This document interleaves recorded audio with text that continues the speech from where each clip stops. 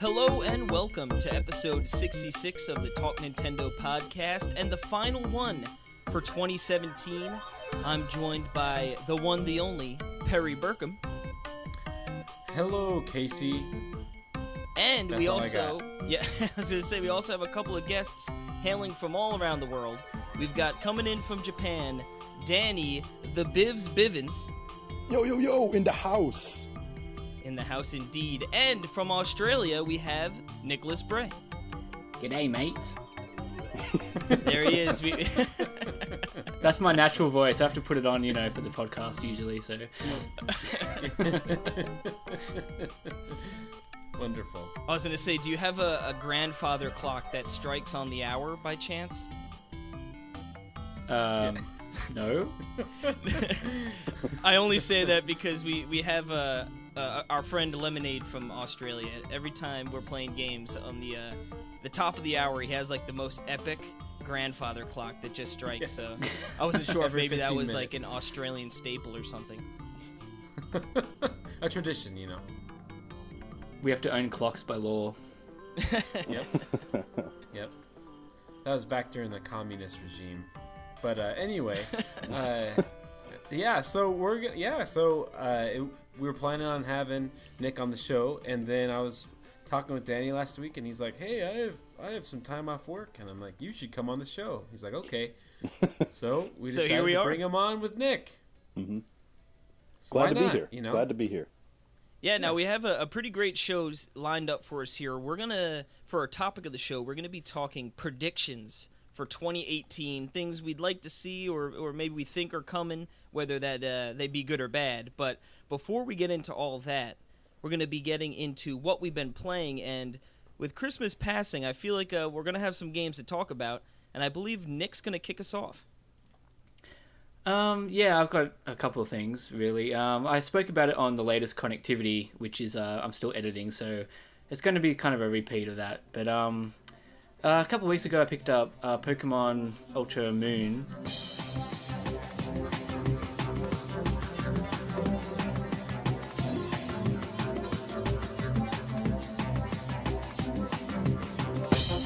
And I've played maybe like 3 to 4 hours of that, and haven't touched it probably in about a week, maybe.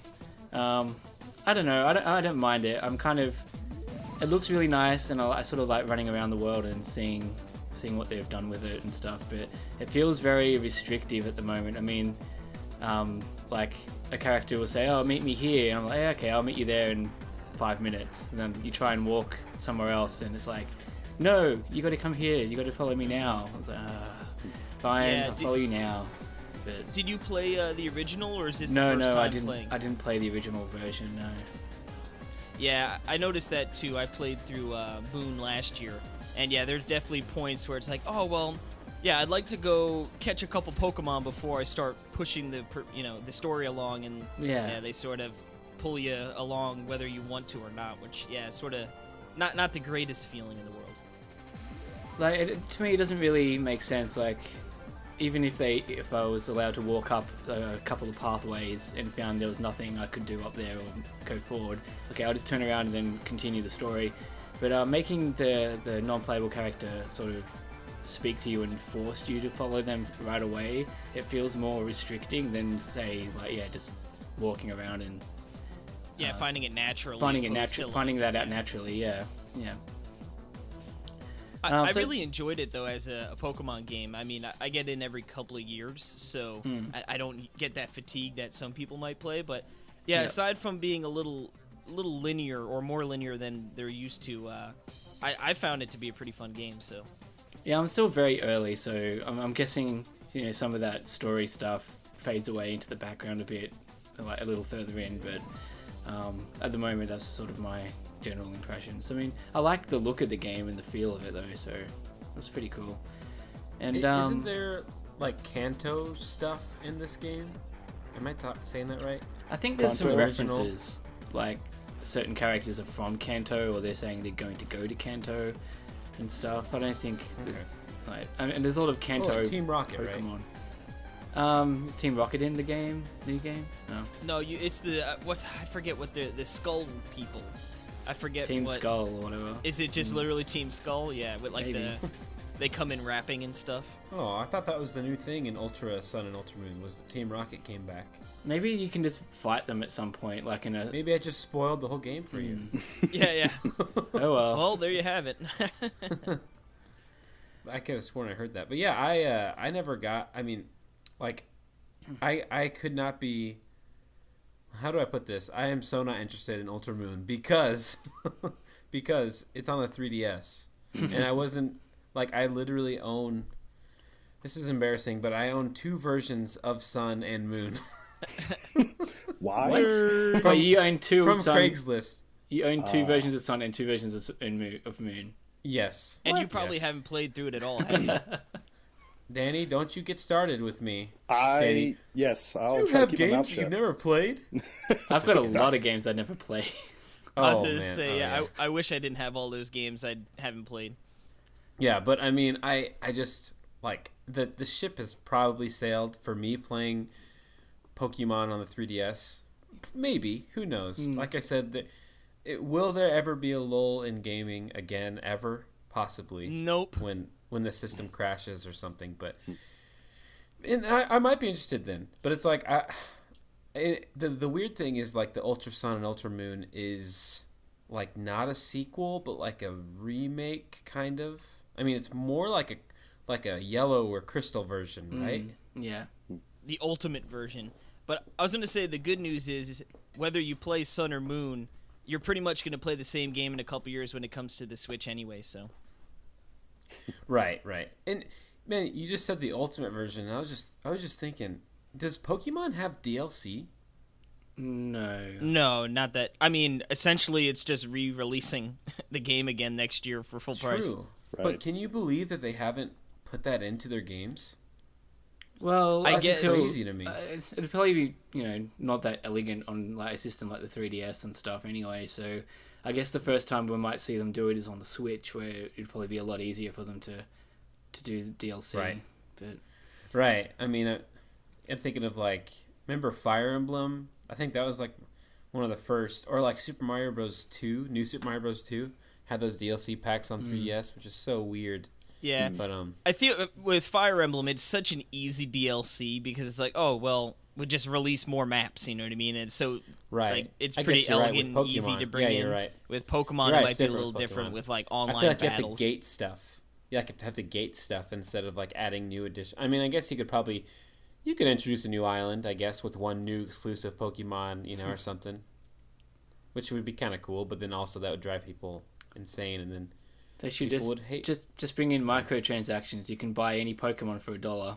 There it is. And it I'm costs sure that'd go- $800 Oh. to finish 5 the game. Pokeballs for 99 cents. Yeah, that'd go Oh. really well with like the competitive scene, I'm sure. Yeah. I mean, you don't have to. I mean, you could catch them normally or trade them, but yeah. Pay for shinies.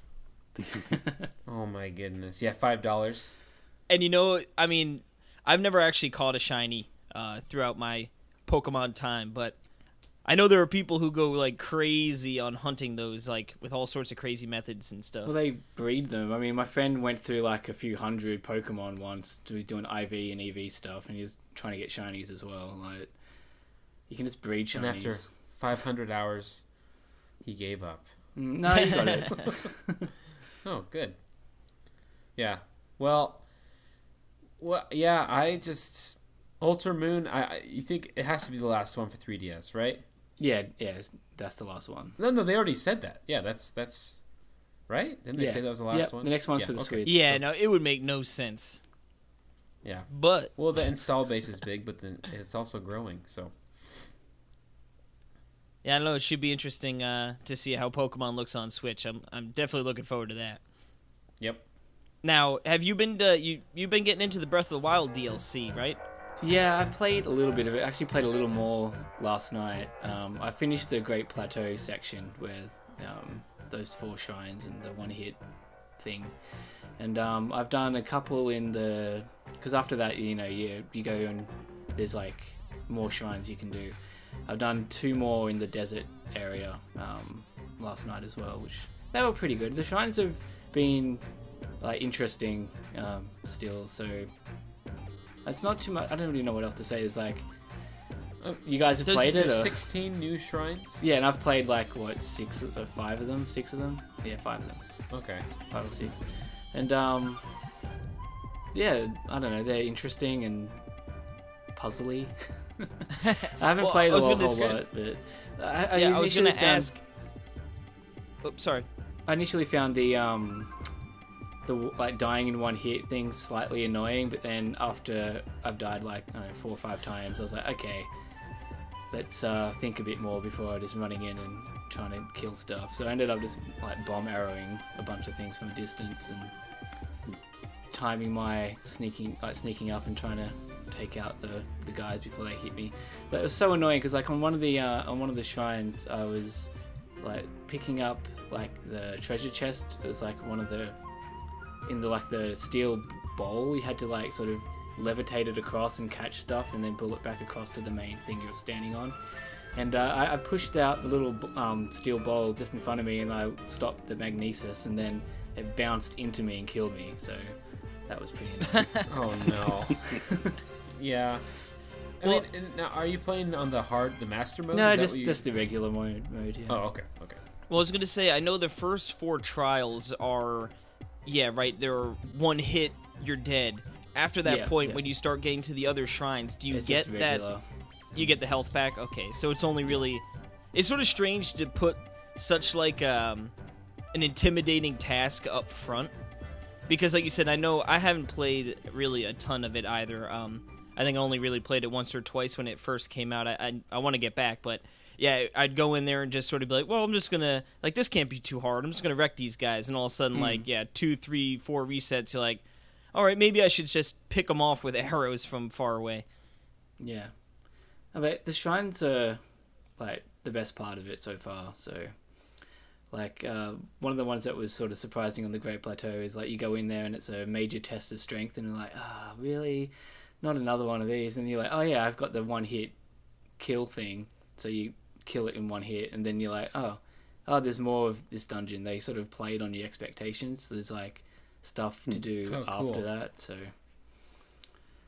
which, tricksy. Yeah. So have any of you played it all the way through? No, like I said, No. I completed I think 2, maybe 3 of those first trials, but I think it's just 2. Just with Xenoblade and all these other games, it's just like, when am I even going to get into play? Especially when I saw that with all those shrines and the trials, like it is going to be a lengthy endeavor, not like I could probably just go in there one night and sort of see it all. So, but you got to get that hog. I know that, yeah. I forgot the official name, but it was pretty great. Yep. Yeah, I started it. I downloaded it. I haven't paid for the DLC until that night when it came out, the second batch. And I downloaded it like the next morning, and I started it, and I was very overwhelmed with quests and everything that's going on, and I had forgot how to play the game. And I know a lot of people went through this. And I just kind of walked around, and I just got absolutely like just obliterated by a bunch of guardians, and then I was like, you know what, I'm gonna come back to this later. It is and then I haven't come back. It is funny how a lot of people had trouble coming back to the game. I'd actually played gotten used to it again like a few weeks before Odyssey came out. Like I jumped back into Zelda just before Odyssey and played it a bit, and it took me a while to readjust and work out how to do things again. And that's probably like the only Zelda game and one of the only Nintendo games I've ever really had that with. Like generally when you go back to like a Nintendo game, everything's intuitive. I think it just it kind of highlights that maybe Breath of the Wild's control scheme and menu system isn't really the most user friendly and like best designed way they could have done it. Just because people come back and they don't know what to do, and like it takes a while to sort of get into the flow of what buttons to press again. So, which is and to do the running jump with the you got to sort of claw your fingers. Yep. Hit that B and X button. or BMY. But yeah, I'm looking forward to get into that. Hopefully, if I can, with a lull in gaming. But I got such a backlog of Switch games, which is insane. That's not counting my backlog of every other video game system released before the Switch. So I'm trying not to buy stuff anymore. Yeah, I know. I'm not. I'm done buying games. So. Oh, I wish I would. There's still more games I want to play. It's like, oh god. I know. But anyway, speaking of more games that I want to play, Danny, I know you've been playing a couple of games, and let's start with the first one you got here. Sure. So, Perry, you'll know a lot about this because we've played together multiple times. Yep. But, I can't pull myself away from Rocket League.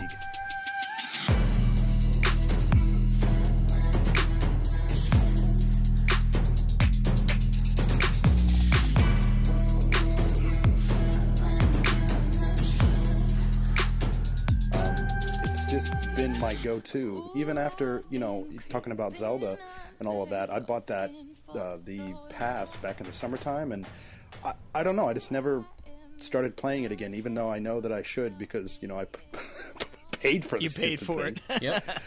But I keep coming back to Rocket League. It's just like the bane of my existence. This happens to me all the time. I play games that I can't beat. It's just a game that you just kind of it just makes you feel good. And the evergreen it's so fun. game. Yeah, it's so fun. It's really great. I mean, what's awesome too, you can play it on the go, which is great. If my wife wants to watch Netflix on Wii U, it works out. You can play in your kitchen standing up. Yeah, I've done that before. Yeah, so I don't know. I'm finding... all of the options are crazy. Like they do such a great job with. It's like exactly how you think it should work. It's like the opposite of how Splatoon is. Like where you can get a group of however many you want, up to 4 people in a group, or you can. I'm pretty sure you could do, if you do private matches, you could probably get 8. I haven't done that yet, but yeah, you can get 4 people, and then you can just all play in a team, or 3. You can actually play with 3 of you. Or just 2 if you'd like. Or just 2. Well, you can do that in Splatoon. You can do it with just 2, but you can't do 3. They got rid of tri-squads. I don't know if you knew that, Nick, but in the new Splatoon 2, you can't play on 3-player teams. They're non-existent now. What do you mean 3-player? Yeah. Oh, okay, because it was unfair. Like 3-player squads. Yeah. Yeah. Well, what's worse, not including it at all, or including it but then just teaming you up with 4 or against 4 people and not throwing another teammate on your team? Not including it at all. That's such an obvious. They just need, if they can't find it, they need to put another person on the team. It's so stupid. Yeah, just grab anyone. I couldn't believe that was their solution, because I agree that was a problem for the first game. But couldn't they just make a bot appear? I don't know. Yeah, seriously. I mean, that is what happens in Rocket League. Mm-hmm. See, so that's why I'm saying. Like, it's such a great game. It does everything right, where it just adds in, and then it's that extra kick in the stomach when they score against you, and you look and it says, "Oh, that was from the Trash AI. Can 97." Yeah. The AI, and it's like, I can't score yet. This AI. Yeah. This game's cheap. I hate it. No, just kidding. Danny, have you played the hockey mode yet? I have. I'm also played. Yeah, we played it the other night. What's that? We played it the other night. Yeah. It's fun. I still find myself liking just the traditional mode better. Just kind of like how the ball moves around and stuff, as opposed to It's like more predictable. Yeah, exactly. I mean, I'm sure if I played it more, I'd probably get used to it and it would be fine. But yeah, right now I still prefer just regular vanilla Rocket League, and I even tried the basketball before too, and that's pretty fun too. It's fun. It's definitely different because you got to worry about getting the ball up and then into the what's essentially a basket. Yeah.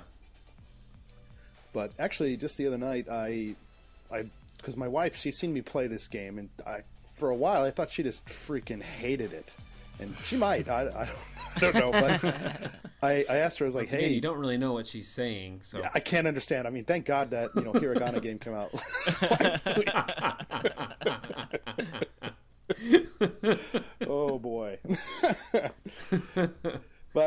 I was, kind of working my way through that hiragana thing and taking notes, I figured out how to ask my wife if she wants to play Rocket League with me. And I think she said yes, but she picked up a controller and we played for a while. And yeah, that was fun. Like I'd never played in split screen. Oh, sweet.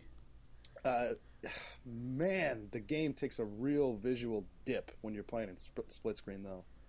See, that's how I exclusively play, because I basically only play with Jill, really. Gotcha. So, yeah, it does. You're right, and like on certain levels too. Yeah. Like some levels, just like whoa. Yeah, I'm some playing levels an look N64 terrible. Game. Yeah. But it just doesn't matter.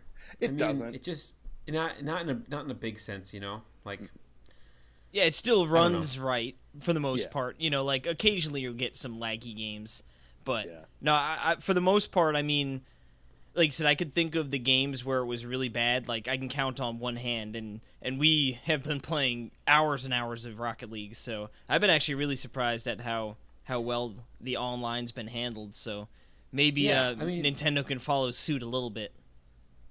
Like, if you put in the fact that this is not released, I mean, this is not on 360 or PS3, right? It's only on PS4, Right. Xbox One. So. Yeah.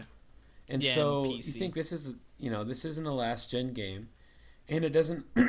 those versions have analog controls from the triggers, and that doesn't exist on Switch. I mean, so it has a lot going against it, and yet they still released it early on in the Switch's life cycle, and it's cross-platform play with Xbox and PC. Like that's insanely cool. And it's just like, it's just when it comes down to it, it takes a graphical hit. Yeah. But I mean, it's mostly smooth all the time, and it's fun, and you can play. Like, how crazy is it? You can play Rocket League on the go and split the Joy-Cons off and just play like that with a person. I mean, it's just unbelievable. So, Nick, have you tried Rocket League at all, or not interested? I bought it on PS4 like 2 years ago, and I played it for a little bit, but I didn't have anyone. rookie mistake. Didn't have anyone to play it with, so I kind of dropped it after not too long, and I haven't really gone back to it. So I don't know if I want to buy it on. I guess I could buy it on the Switch and like just play it It's there. on sale. Yeah, I was gonna say Yeah. I did that too. I bought it for PS4 sort of when it was all the rage. It just came out and everyone was talking about it. And I played a couple matches and I was like, okay, I could see how this could definitely be a fun game, but I don't really know too many people. I don't have many friends that are playing PS4, so it was like just sort of fell to the wayside. So repicking it up on Switch. Again, I think I bought it the first night, and I think Perry couldn't play or got too late or something. So I played like a couple games by myself, and I was like, okay, again, this is game. fun, but then we started playing together, and then Jill, and just with friends, it is so much more fun. It's night and day, really. So I'm almost exclusively like playing online against randos. Occasionally the timing will light up, and like I said, I've played with Perry before, but when I got the game on PS4 as well, like whenever they first had it on that for free on PlayStation Plus. At that time, the game hadn't released in Japan, so I would always have to connect to. I think it's either the Australian servers or just try to connect to like US West, like the West Coast, and. At the start, it was fine because there were tons and tons of people playing, but it kind of dropped a little bit, and then I don't know. It's having a lot of time. It just took a lot of time to like connect to any matches, and even now with the Switch version, I have no idea how well this is selling here, but. I'm usually playing on the Japanese servers, which is fine, from like my ping and like for lag and like all that stuff. But man, it takes a while to get connected sometimes.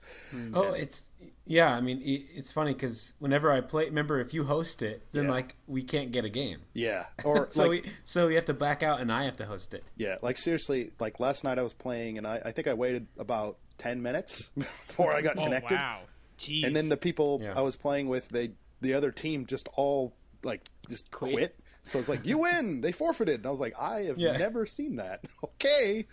You know what? They saw that they were facing the Bivs. Yeah, and they're like, there's just no point in playing. We're out. Yes. My mediocre skills. We're going fishing.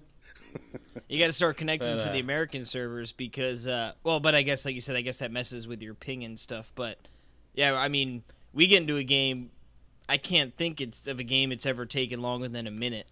Wow. Yeah. And that's like, usually we never, like, we've probably had to wait for a game, like 5 times, Casey? Yeah, sometimes we'll get in. And that's like 20 seconds probably. Okay. Not even. Man. So it's like, yeah. Yep.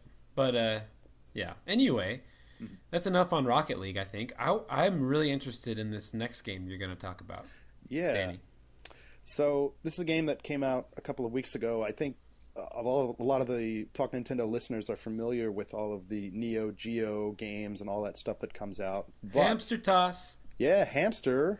Earlier in the year, well, a couple months ago, they had what the heck, versus Mario Brothers. Yep, I think is what it was. Yep, and the arcade. I thought about buying it, but I was like, well, I'm not a huge fan of that Mario Brothers, But whenever I heard that they're going to release versus Super Mario Brothers, I was like, oh baby, I'm all over that. Heck yeah.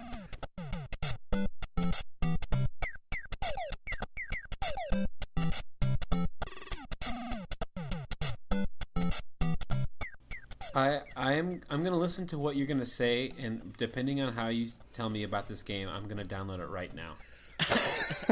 Might as well click that download Super button. Mario Brothers, but slightly different. There you go. Yes. Buy it. Yes. But how is it slightly different? That's pretty much it. So, like, yes, this game is basically Super Mario Brothers that you know and love from the NES, but there are some differences. Mainly, some of the levels are a little bit remixed. Sold. Yeah. Well, they've replaced some of the levels with some of the stuff from Mario Lost Levels, like just wherever they see fit. That's weird. And then they took out like some places where you can get extra lives, or kind of changed areas where you usually get a mushroom and just make it something not very useful. Oh yeah, I've heard that the Koopa, the endless 1-up trick is gone. Yeah, there's a lot of stuff like that. There's also It's like Goomba. the minus world trick. Like, I guess you could do it, but it's just significantly harder because they change kind of like how the blocks are. Yeah, even like warp zones, you can't easily just warp to World 8. Like, if you try to, you warp from like 1-2, you can get to World 4, but in the World 4-2 warp, you can only go to like World 6. Like, they want to make you play these. You can't just other play yeah, 4 because that's levels the and beat the difference, right? game. Yeah, basically. because they want your money. Yes, exactly. So I mean, this is an arcade machine. yeah. So you can I would love one of these machines. you can see just the deliberate design choices is just for that, just to get your money. And now, I mean, you have infinite credits, so it's not that big of a deal. But if you get a game over in in a world, you just kind of have to start over. Even if you're all the way at, like, let's say 6-4 and you die, you're going back to 6-1. But I don't know. I mean, it controls just fine. It's great, and it's a lot more challenging than the original Mario Brothers because it's probably going to be a heck of a lot more fresh than any other version that you've played of this. I'd say the graphics are a bit different, right? Too, like there's more colors and stuff, like slightly maybe. Colors are kind of weird. Like, I haven't played any of the Hamster games on Switch, but it looks like it's probably running at like 480p. Doesn't look like it's HD. Oh wait, is that because you didn't turn off the thing? Because I've heard that when you start the game that it's like disgusting looking. That you got to change it to perfect pixel mode or something. I was looking through the settings. I didn't see anything about perfect pixel mode. I mean, that's kind of a weird. Yeah, why would you set it up to look terrible? Yeah. That's how Nintendo does it. I know Nintendo's not doing it. It doesn't but have it's a like their scanline Super Nintendo filter games. on it or already as well. Like, There are. you can do that, but does it on already or? Like, all the scan lines and stuff are turned off. You can turn them up if you want to. Just kind of makes it look worse. But I don't remember seeing a pixel perfect mode anywhere. It's probably not called pixel perfect. It's probably like something else. Yeah. So I mean, I could have just overlooked it.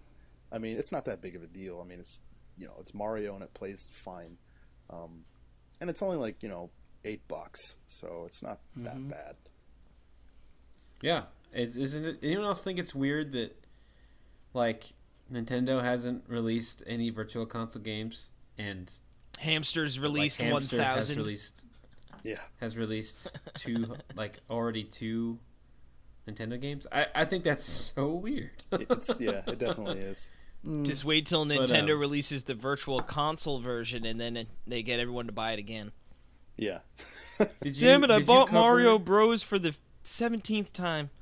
Yeah. Did you cover the news about Hamster? What they said that their release schedule? Nope. In the news. But we'll get in that for the news for sure. Yeah. Well, we could just do that now. Sure. Tell the fine folks.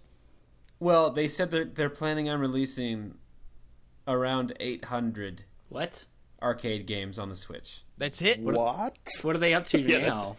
Yeah, that's it. If they keep up with the pace they're on now, it's going to be at least 9,000. I know. They've probably got over 20, right? Close to 30 out by now.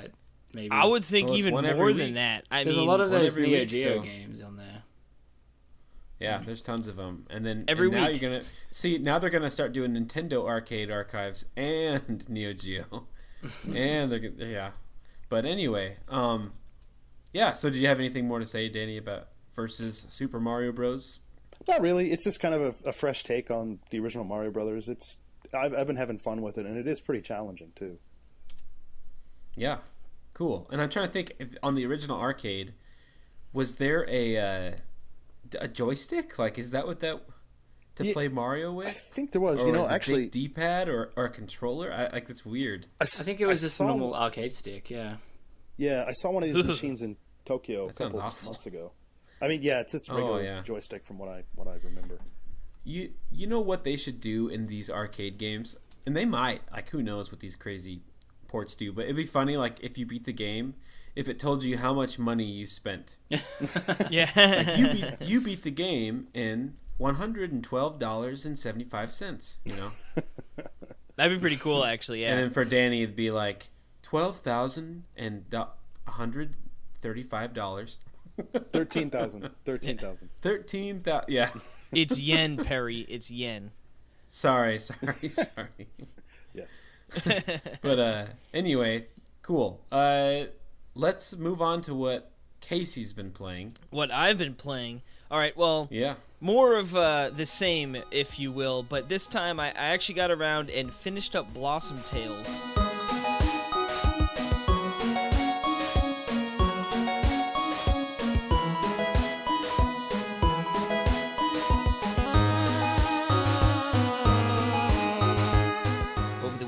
And it was one of those games I was like, man, I'm going to need to just sort of marathon this and get this out of the way before Christmas. Otherwise, it's going to go, you know what I mean? It's put into the back burner and I will never see it again. Get this crappy, disgusting game out of the way. Exactly. Right? No. This game, well, that was the thing. I did not want to forget about this game because I actually really enjoyed it. As we sort of touched on last week, it is... it's pretty much a 2D Zelda game, very Link to the Past inspired.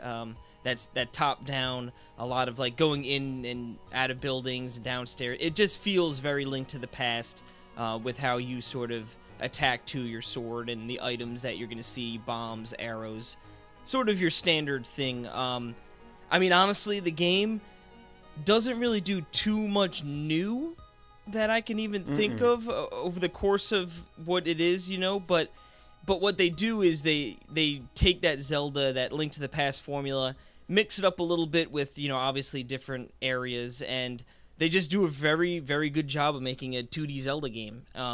Yeah. The dungeons are nice and lengthy, so there's not many of them. I'm not going to spoil how many dungeons there are total, but they're not many. When you get into the game, you'll sort of see how it's going to lay out. Okay, I can sort of gauge how long I'm going to be playing this game. But I think that was a good thing because the dungeons are actually very lengthy. When you get to a dungeon, you're not going to be in and out. I feel like with Link Between Worlds, I felt like the dungeons were sort of small, if I remember correctly. You could get in and out of there relatively quick, especially since that game wasn't very difficult. Blossom Tales isn't particularly difficult either. There were a few times I died, and that would actually be one of the complaints I did have was one of the dungeons. As I said, they're long, so you get these pretty much when you go in or right in front of the dungeon, you'll get like a waypoint that you could sort of fast travel to, and there's usually one inside the dungeon as well. But it's pretty far in, and there was one dungeon that's very literally long. There's just like, I had to go through a lot of different rooms to get to where I had to be. So there was an instance I died, like probably like the room before where the next waypoint was. The portal. And it'd be like, all right, I got to run through every single room again. And I might have died 2 or 3 times there. So that was a little frustrating, but I mean, nothing crazy yet. Yeah, get good, Casey. Yeah, I was just gonna say I beat the game. I never died once. Well, la-dee-da. So maybe if you're a Jimmy, you'll have problems like this. Yep. I'm just kidding. No, but really the game's fantastic. I really enjoyed it. It is. If you were looking for a 2D Zelda game, I'd highly recommend it. It's very charming. I like the way they still tell the story with like we mentioned last week, with sort of like the grandpa telling kids a story, and that I loved that. Yeah, I thought that was cute, especially when like you save and then you come back and they sort of like kick it off with that again. I thought it was a clever idea. And yeah, totally. Now this doesn't really have much to do with Blossom Tales per se, but it really made me realize just how terrible the Pro Controller D-pad is. My goodness. Oh, interesting. There were a couple areas in that game where it's like, you know, you're over a pit and your area you're walking on is sort of skinny, and then there's ice involved, or they're moving conveyor belts. So it's like, all right, I need to sort of be on my my toes here with making sure my controls are right. And my God, I fell into a hole so many times. I was like, all right, I'm getting the Joy-Cons, and then I was able to get through it pretty quickly. But see, that's funny because I don't think I played on the Pro Controller once. Yeah. So I used the buttons, and on those, basically I would use the analog stick for like basically all the parts until I needed to on those parts where you have to be really precise. I would use the buttons. It's so funny that you hate the buttons so much, because I would rather that they have they're growing on me. I'd rather have the buttons like they are on the Joy-Cons than that poop D-pad on the Pro Controller. I think it matters on the game you're playing, but I think that I'd rather just have a nice D-pad. Well, yeah, of course. A nice D-pad would be good, but I don't know. To me, not that big of a difference between the D-pad and 4 separate little tiny buttons. Well, call me crazy. I'm not going to call you crazy. I'm going to call you Casey. Well, don't do that. You can call me Jimmy. You can call you CC, Crazy Casey. CC. There you go. And then I guess just to real lightly touch on a Christmas game I got, and that was Fire Emblem Warriors. It is definitely a Warriors game. All right. And that's pretty much that. No, it looks really nice. I mean, I'm not super far into it, but yeah, it's completely just another Warriors game with Fire Emblem sort of slapped on there. They have like leveling up, and they have like the crests so you can sort of change your classes and stuff, but I haven't really gotten that far yet. Like, they just introduced like, hey, this is what that does. Here is one, but I'm not of the level to do any of that changing yet. But yeah, more just what I find those games perfect for when there's like football on or a hockey game or something, and it's like, okay, I could just put that on and I could watch the game, and then I could sort of smash buttons and just kill 14 million cannon fodder enemies while I do it. So yeah, I'll probably keep chugging along in that and probably have a little update on it next week. But yeah, enjoying it so far, and sort of exactly what I thought it was going to be. But that's enough of me. What do you got, Perry? You got some muddy goodness? I sure do. I spent my Christmas Eve and Christmas because I worked on Christmas. You poor man. I spent my break time and everything playing through and 100%ing Mutant Mudds Deluxe on the Switch.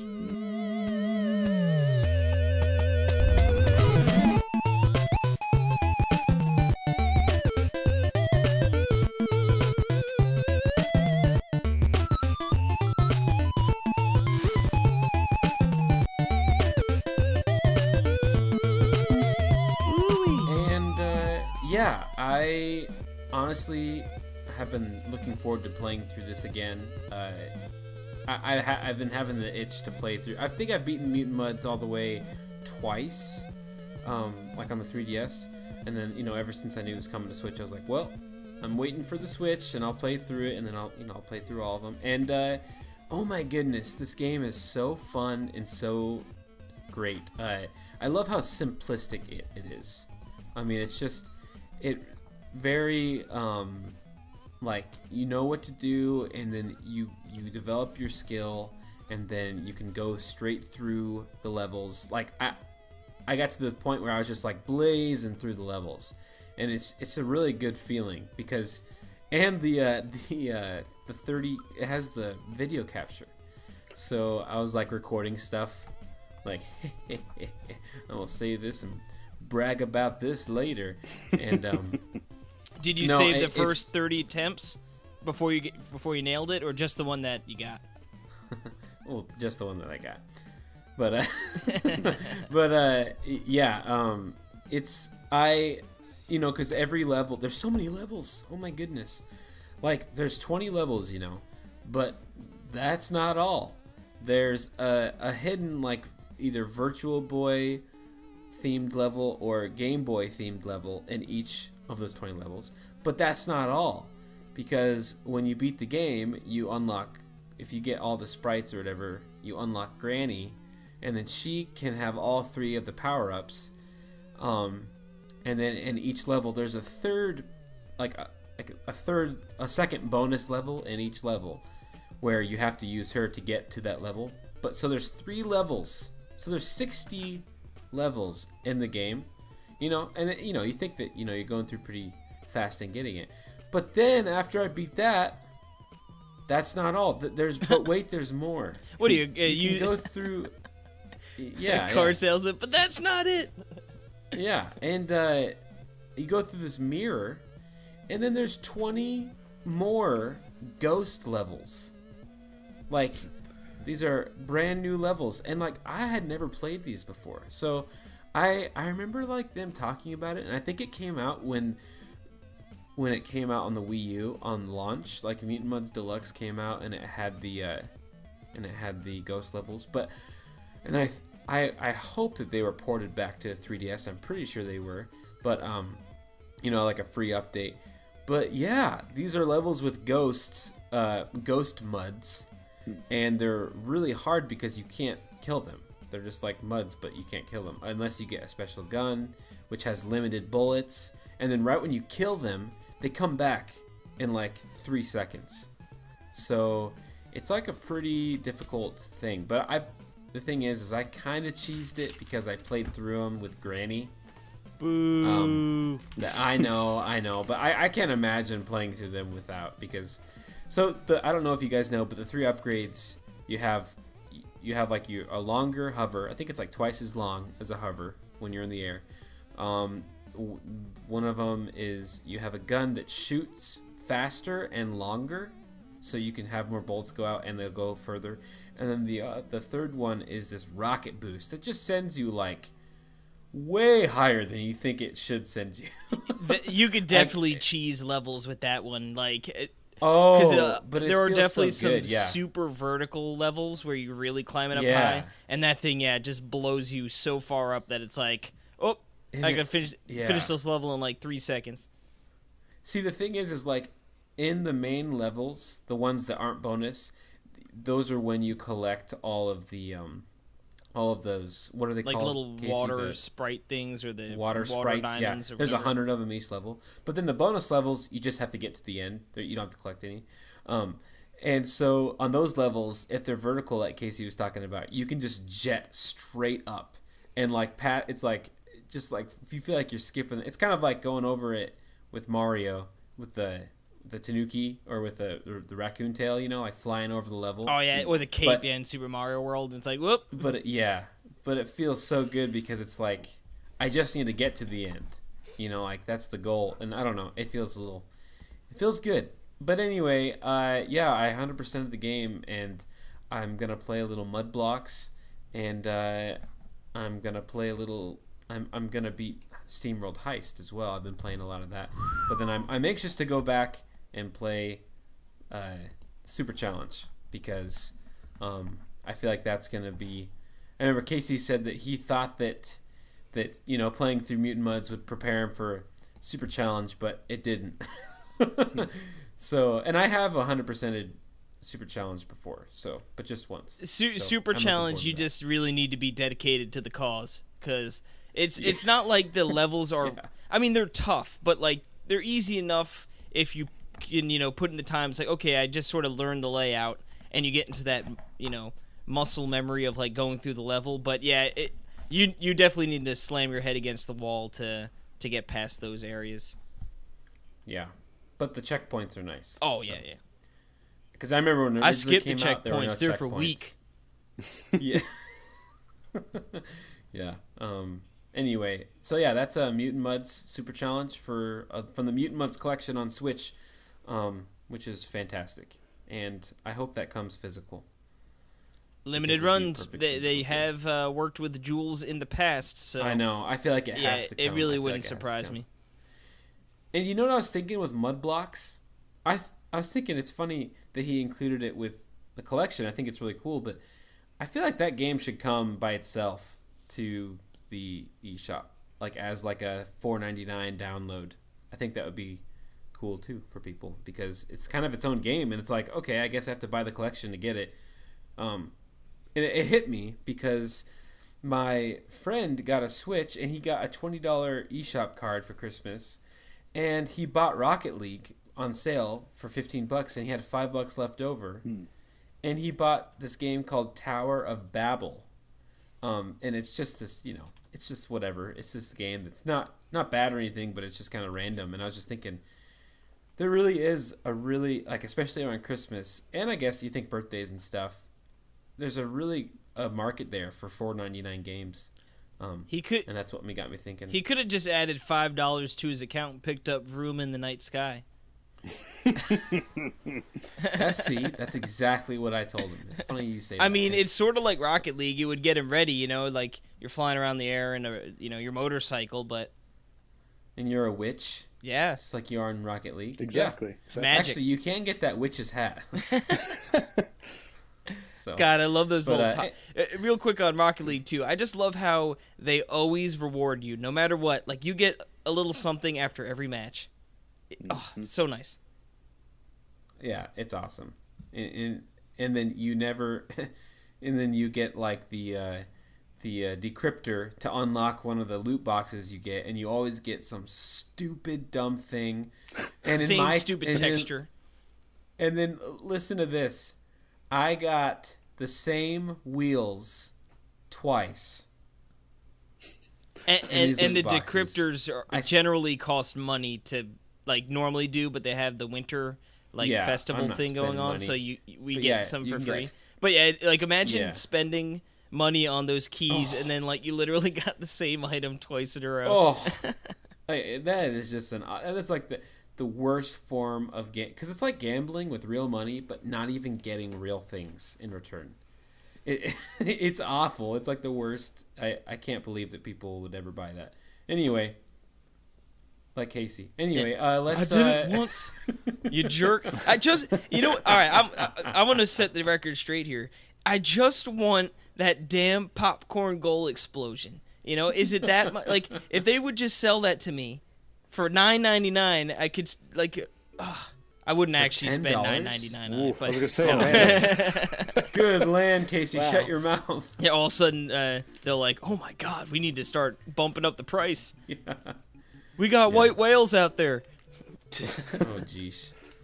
Anyway, you're scaring off the listeners now. So before they all go, let's take a quick break and a little palate cleanser, and we'll come back with the you know what it is.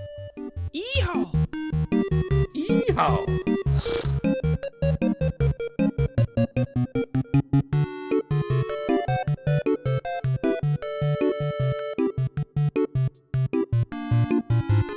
Alrighty, we are back, and Perry, it is that time once again. What time? The eShop Roundup. eShop. Roundup. Yep. Okay. Well. Yeah, that's the new jingle. Yeah. It's all Switch again, and it probably will always be all Switch until Switch 2 comes out. I wonder what the next Switch is going to be called. Anyway, let's not talk about that. The Switch Blade, and it's really skinny. Switch 64. Switchblade. Oh, man. Oh, man. Okay, first up, we have Puzzle Box Maker for $14.99, and it says, we love pixel art. Paint them, share them, and play with them like never before, only on Nintendo Switch. And this looks very interesting, actually. I don't know if you guys are looking at screenshots of this thing, but it looks like, you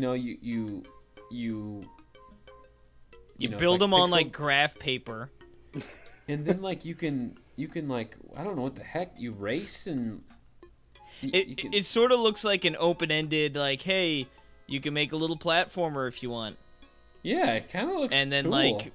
Maybe if other ones will be more puzzle based. Over 100 levels, download more pixel art from the gallery, paint and play with up to 3 friends simultaneously. So yeah, that's cool. And content will grow and optimize through updates. And Nick, HD Rumble. That's good. Hey. But that's cool. It does have touchscreen support. So I like HD Rumble. It's cool. Heck yeah. All right, well, let's move on. Hey, Casey, what do we have next? Next up, we have Fruitfall Crush. Fruitfall, one word, Crush for $5.99. Now, this if you were to hear what this, what would you guess this game is? It sounds like a Candy Crush type game, maybe. Puzzle, match 3 puzzler of some sort. I'm looking at the screenshots. Maybe not a match 3 puzzler, but it's a true puzzle game. Is this Tetris clone? They've got some beautiful backgrounds. It almost looks like Aqua TV in the background of one of these games, or one of these puzzles. Oh, so what you do is you rotate the actual play area, and that will make the fruit fall in certain ways. So you're actually rotating the shape board. of the board. That's kind of cool. So anyway, it's $5.99. If that's something you'd want on your the old switcheroo. Switch. Why not? Now, Danny, what do we have next? The game I've been waiting for all year. The next Penelope. This is $12.99. Yeah, I've heard of this game before. Oh, really? I haven't. I was gonna say, is this actually a game you're looking forward to? I've never heard of it until right now. No, I've heard it's good stuff, and it's like a really cool shoot 'em up. What do you call them? Shoot 'em ups? Is that what they're called? Shmups. Shmups. Shoot 'em ups. Yeah. No, Neil says we can't use that word, right? Yeah, it's a puzz form. Yeah. Yeah, it's a shoot 'em up, and it looks really pretty if you see the screenshots. Cool Very art stylized. Yeah, kind of reminds me of that other shoot 'em up game that released pretty early. What's that called? Case? One of those. You got it. Fast Racing Neo. That's not a shoot 'em up. I know. Casey. I'm trying to think shoot 'em ups. I don't know. Alpha? No. It's a new game. You know what it's called. Graceful Explosion Machine? Yes. Kind of reminds me of that, those bright colors and stuff. Anyway. Yeah, $12.99. Looks cool. Do you not agree? Can you not see how it would remind you of that? Maybe. I don't know. It's weird. It wasn't pulling up on the Nintendo website, so I just Googled it. Just do the Nintendo website. It's easy. Yeah, it usually is pretty good. Not today. Yeah, I guess I could see where you're coming from with that. Yeah. Anyway, I'll allow it. Nick, what's our next one? The next one, Frederick, Resurrection of Music, for $5.99. I was gonna say Magic then, but the Resurrection. I'm just looking at the text. I have no idea what any of these games look like, so I'm trying to imagine it. We're trying to paint you a picture. A Western? It's a Western-looking game. Yeah. Frederick Chopin, a longtime deceased classical compositor.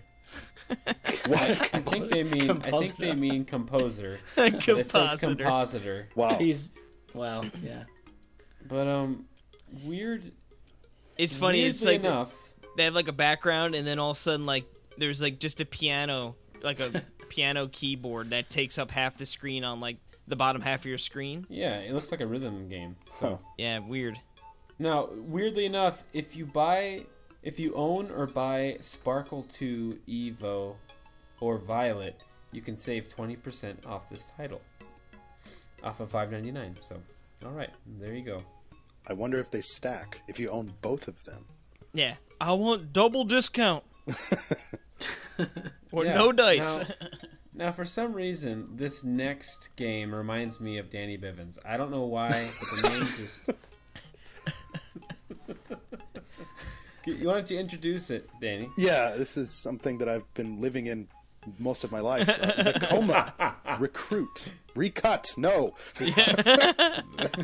the coma recruit. I appreciate that there's someone That else sounds like that a can't very read as different well. game. I'm usually the one that's messing up the names. So Oh, every time, Yep. Casey, every time I'm listening to the show, I hear you make a mistake. I'm like, man, I get it. I do this stuff all the time. It's totally cool. And I make sure I don't edit out his mistakes either. yeah. Perry meticulously goes through his voice Sometimes to I make add sure 'em all in. like blemishes are gone. He'll like add in a couple extra on mine. Yep. Like that's I put that's a manufactured stutter. That's not me. Adding a couple. Yeah, like I'll bring in ones from old episodes and put them in. But anyway, yeah, the Coma Recut. It's $19.99, and this is like a really, really weird game. It's Korean survival horror. Okay. But it's kind of like a comic book, but it's like side scrolling.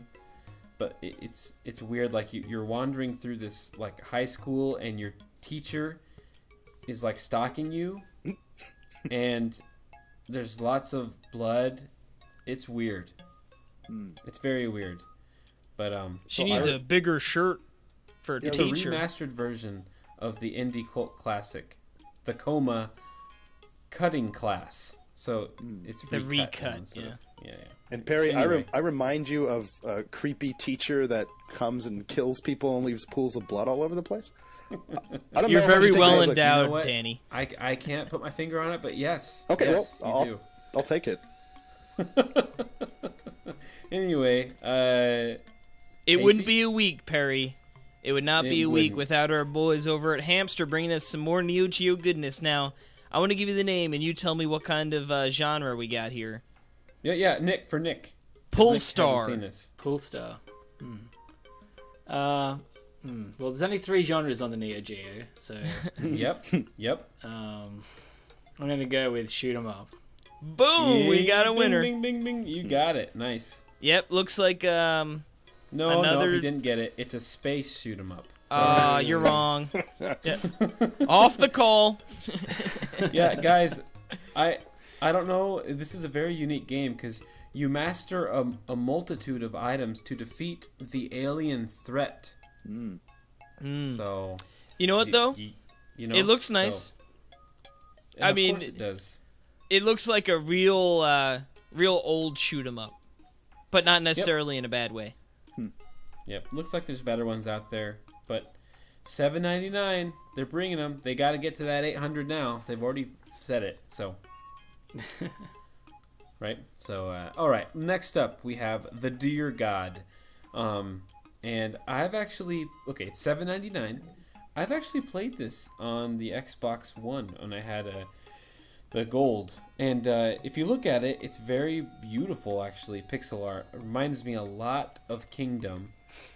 Almost like Kingdom and Minecraft put together. If you looked at the Yeah, look But at it's- one of the screenshots. It definitely gave me that Minecraft vibe, yeah, especially like looking, back in the distance and stuff. oh yeah, listen, become one of the most beautiful animals on planet Earth. Live as a deer, survive as a deer. And that's Is the it. But it's deer one of the most beautiful animals on this planet? I think so.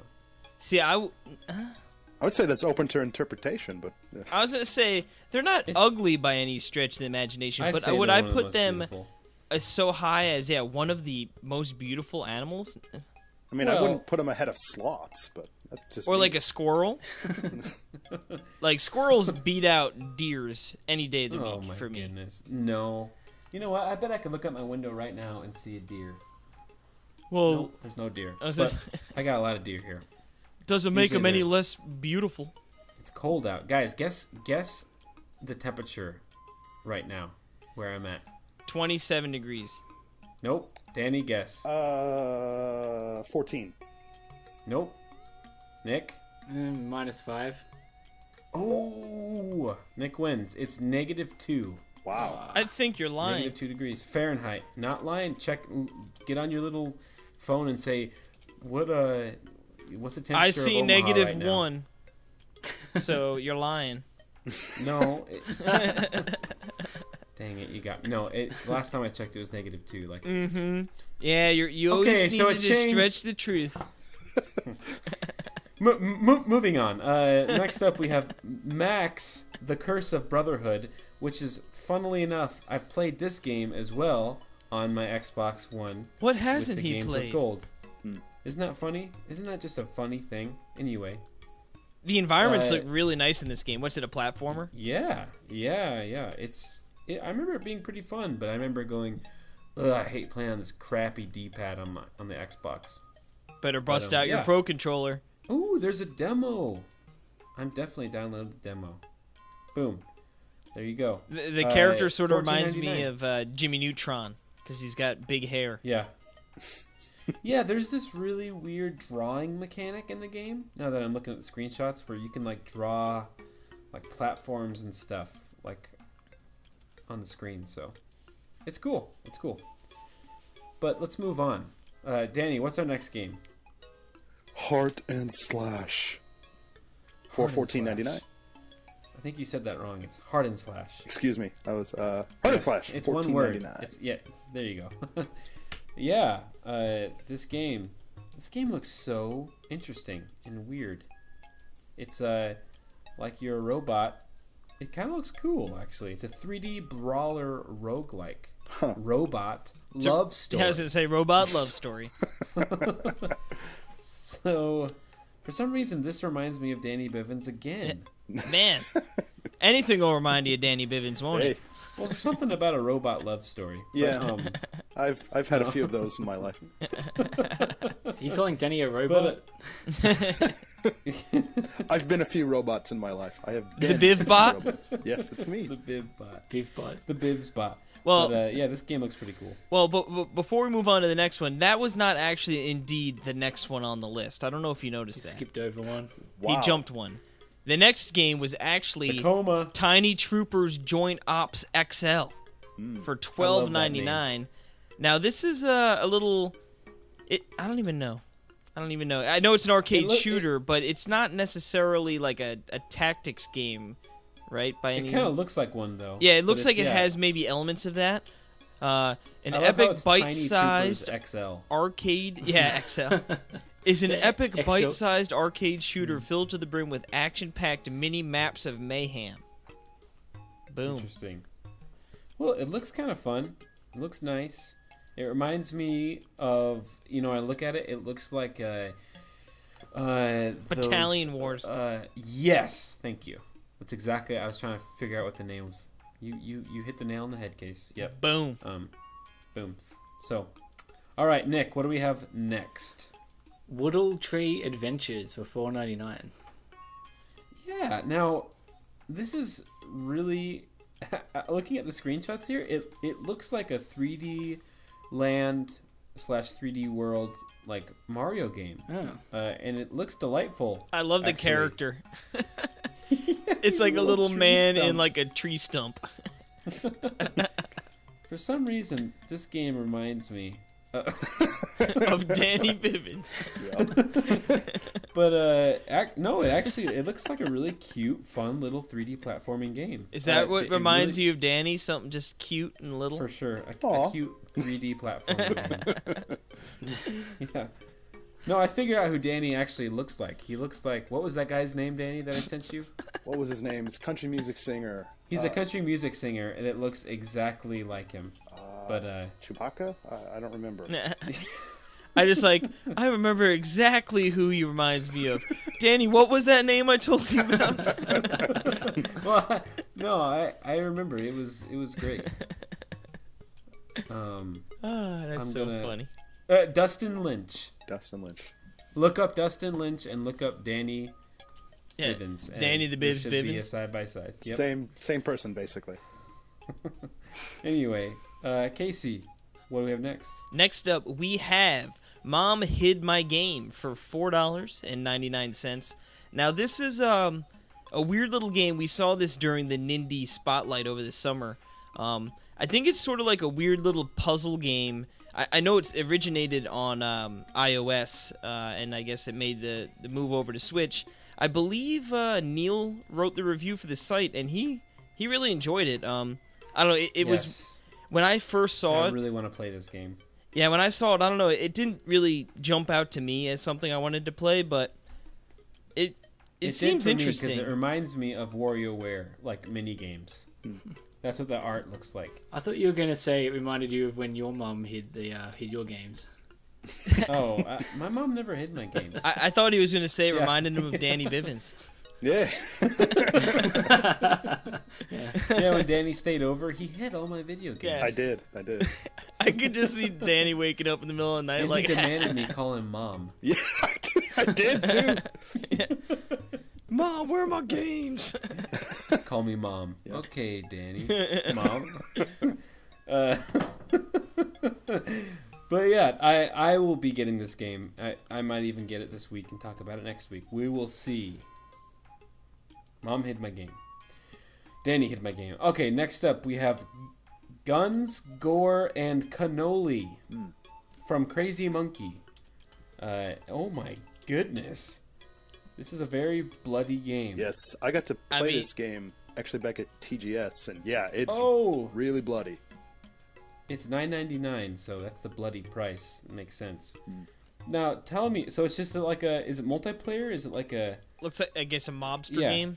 Yeah, it's you're like mobsters, and you're kind of going through shooting police, and it's a side scroll. Well, there might be a little bit of depth, but yeah, you can play easily. I think with 2 to 4 people. Yeah, it says 1 to 4 people. Yep. Yeah. And it's an all-you-can-shoot fest. Yeah, and you pick up guns. There's all sorts of different guns laying around, and yeah, it's incredibly violent. There's just like, one of the screenshots is like they're in like a bar or like a club, and there's just an explosion of blood, and everyone's like flying out of it, like. Sounds about right. Yeah.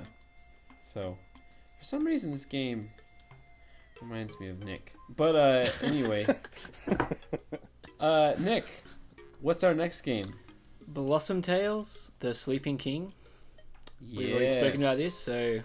Yes, and I just need to say, I'm telling you, the icon is so bad that it does not represent the game at all of what it should be like.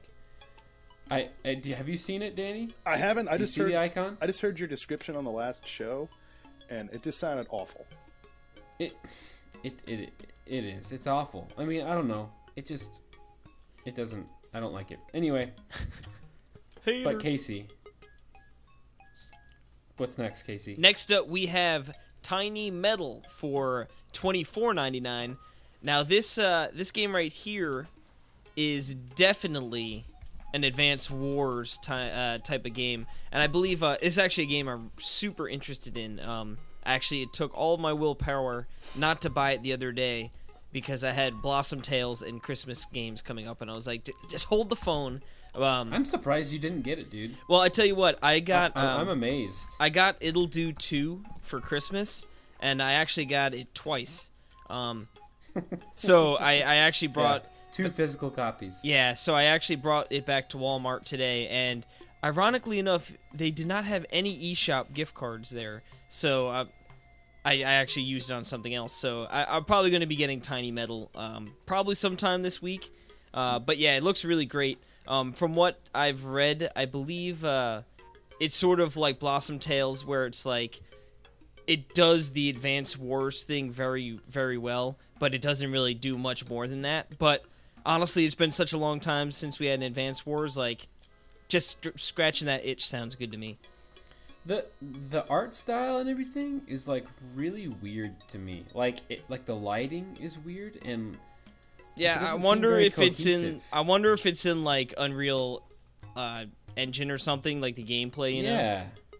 Yeah, but you know what I mean. Like, it's really weird looking. That's not bad. I think it's kind of cool, but well, it's because the character like portraits, like against what the actual gameplay looks like is like a little strange, I guess. But yeah, I don't know. I'm definitely super interested in checking it out. Definitely an ode to Advance Wars, which is really cool. But yeah, cool.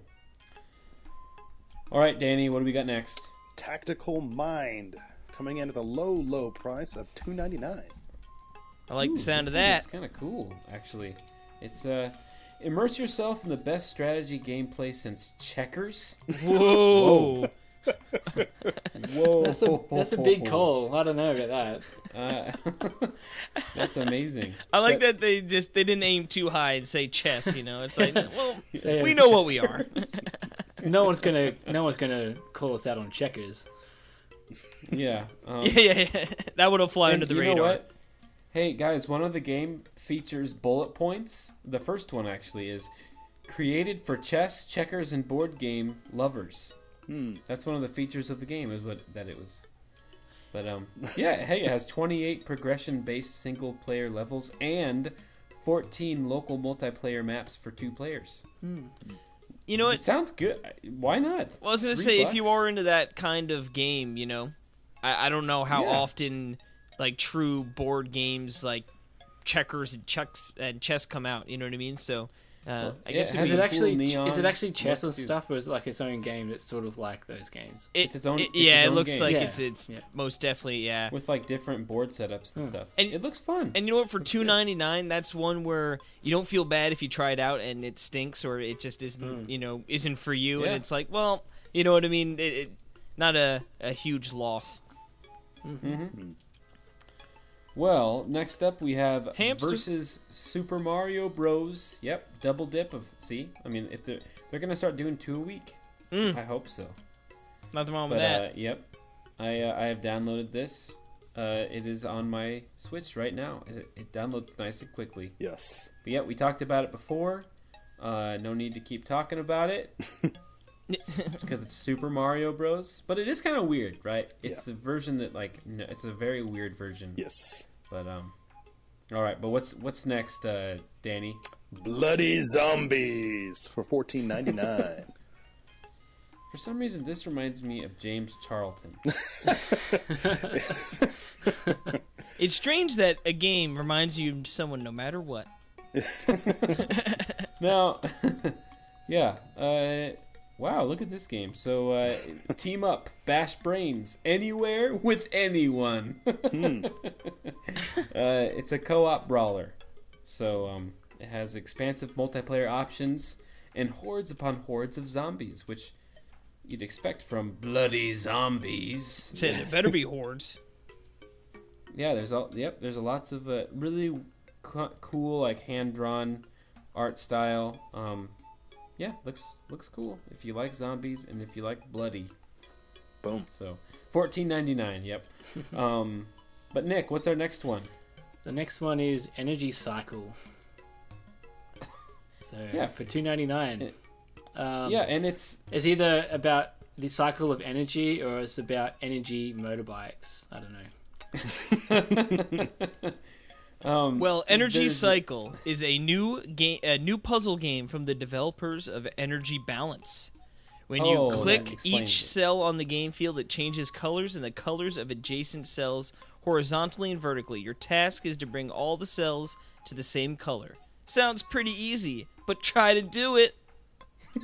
Blindfolded. Yeah. blindfolded.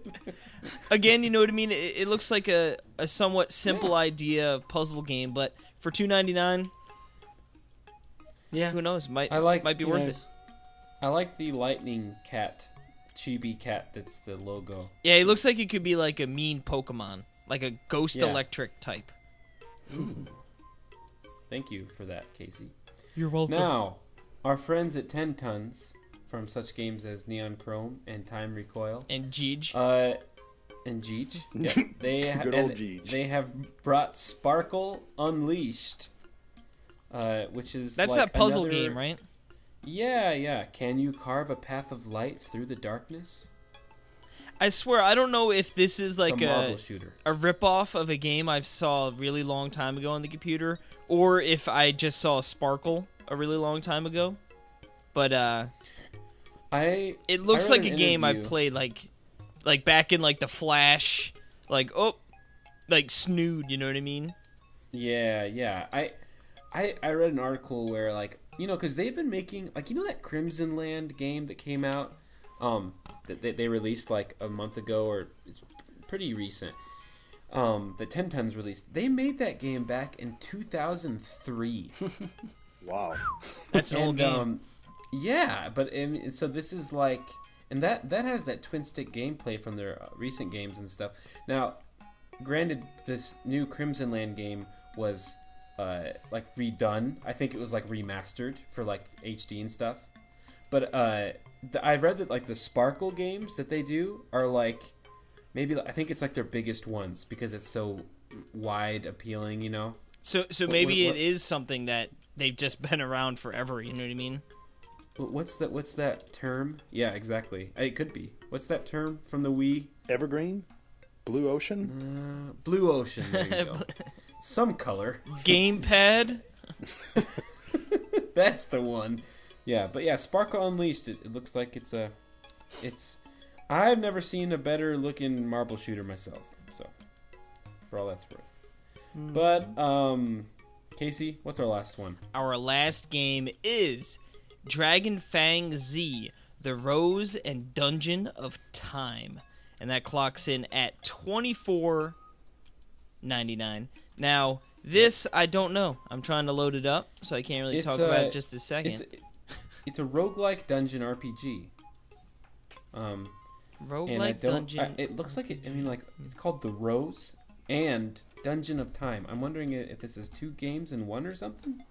Yeah, they even stylize it in like different font, or not font, different color. Oh, listen to this. It has the Fang system and it has the Brave system, which we've heard of before, right? Isn't that the Bravely Default thing? Now, is the Brave system, is that... I'm such an RPG noob guy. Is that like a known thing called the Brave system? I Well, don't. it was No, just I for think- Bravely Default. So Yeah, I think Okay. that's just Okay, stylized. good. from Bravely, Now I'm yeah. like, oh, has this been around since like Final Fantasy? I've never played a Final Fantasy game, so. Anyway, there are more than 200 kinds of monsters. And you're one of them. Thank you. Whew, what was that? Well, 21 games? Yeah, a lot of games, and we thought it was going to be a light week. Man, I need a vacation. I think I do too. So let's go to the Villainy discount. Villainy discount. And this is a very special Villa Day discount, because it's guest hosted by Danny the Bivens. Woohoo! Yeah. I'll take a tall one, Danny. Okay, it's coming right up. Coming right up. A tall Pepsi Cola. Pepsi, get that garbage out of here. I'm giving you Coke. Oh, God. Yeah. Oh, we got another. Nick. Yeah, Nick. Pepsi or Coke? Nick, Pepsi or Coke? neither. That counts All right, to Pepsi. we still win. Good thing. Nope, no. A default counts to Pepsi. Okay, someone's holding a gun to your head, and they say, drink Pepsi or Coke, or we're gonna shoot you. I don't know, What are you because I gonna don't say? really. I mainly drink like water and tea and stuff, so I don't really. Well, he said tea. That's close to Coke, so... Okay. anyway. Yeah, so what do we got up on the docket, Danny? Well, there is a really, really fantastic game that released earlier this year on all platforms. And more importantly, it came out on the Switch. And this is RBI Baseball 17, which is 50% off of its normal $30 price tag down to $14.99. What I really meant to say is that you need to stay away from this game at all costs. It is terrible. It is awful. If it was 95% off, would you recommend it? No. I might even recommend buying a Pepsi over that. I don't know. Ooh. Whoa. Shots fired. Sorry, did I say that? Danny, that's not even funny. Sorry. That's not even funny. Don't do it. Now, yeah, so thank you, Danny, for that. But honestly, there are tons of like really, really good games on sale, like Goner and Kingdom and Slime Son and like Party Golf. I mean, tons of games we've talked about. Sonic World Forces. of Goo. You monster. There's even we haven't talked about it on the show, but Oxenfree is normally a $19.99 game. It is 75% off, down to $4.99. So I just think it's really cool. We're seeing these bigger discounts you sometimes see on like PSN and Steam.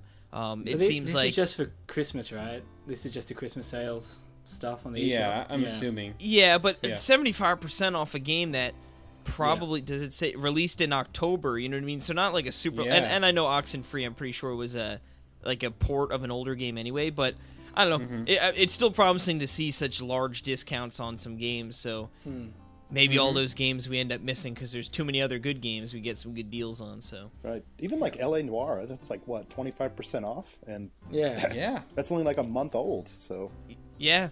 No, I like that. It seems, I guess, Nintendo is making it easier to do these sales. I remember it was sort of a pain in the neck in the 3DS and Wii U days. So Totally. sounds totally. good to me.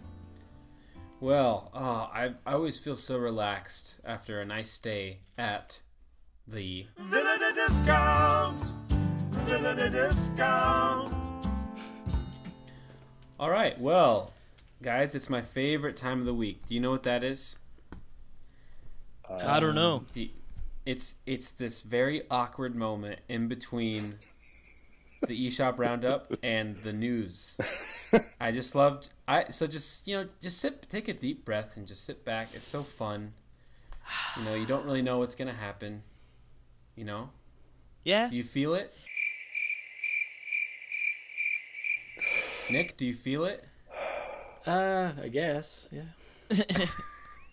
Nick's like, man, I should have not had agreed to come onto this podcast.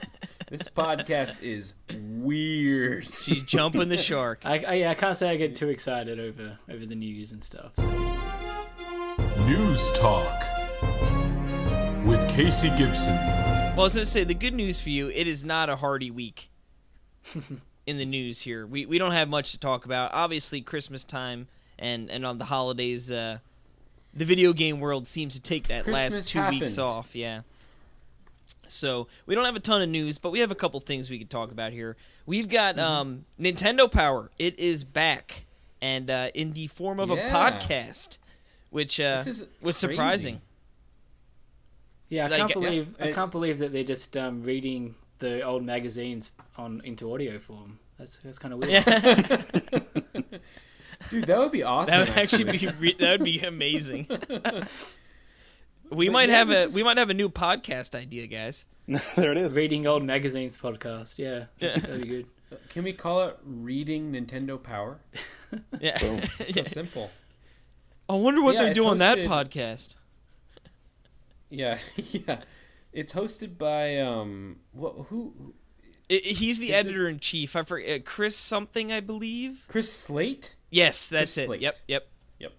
Yeah, so it's crazy, but they talk about Breath of the Wild with the See, I feel like they have an unfair advantage compared to like Connectivity or Famicast or Talk Nintendo, where they can get, the developers of Breath of the Wild to come onto their podcast and talk about stuff.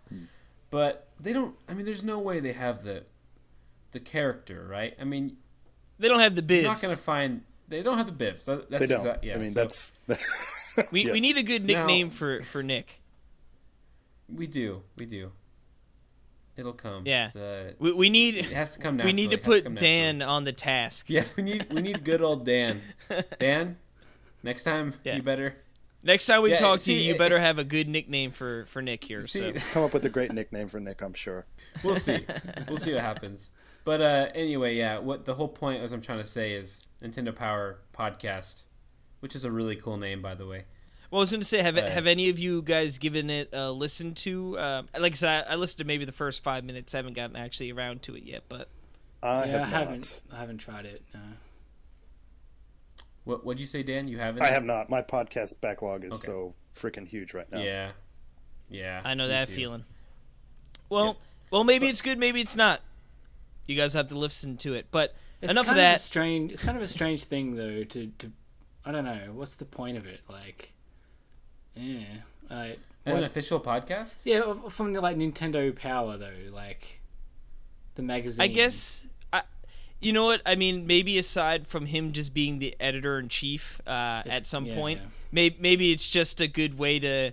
Hey, I mean, they have Nintendo Minute, their video series, so maybe they just wanted to sort of get into the podcast thing and figured. I just think it's another outlet to communicate and. Yeah. And like, if you had just been like, "Oh, the official Nintendo Power" or the official Nintendo podcast, you know, I feel like that branding of Nintendo Power will get enough people who have looked or read one magazine in their life, you know, one episode of that magazine to at least have some sort of connection to it. So, yeah, we'll see if it. Vintage-ploitation. Yep.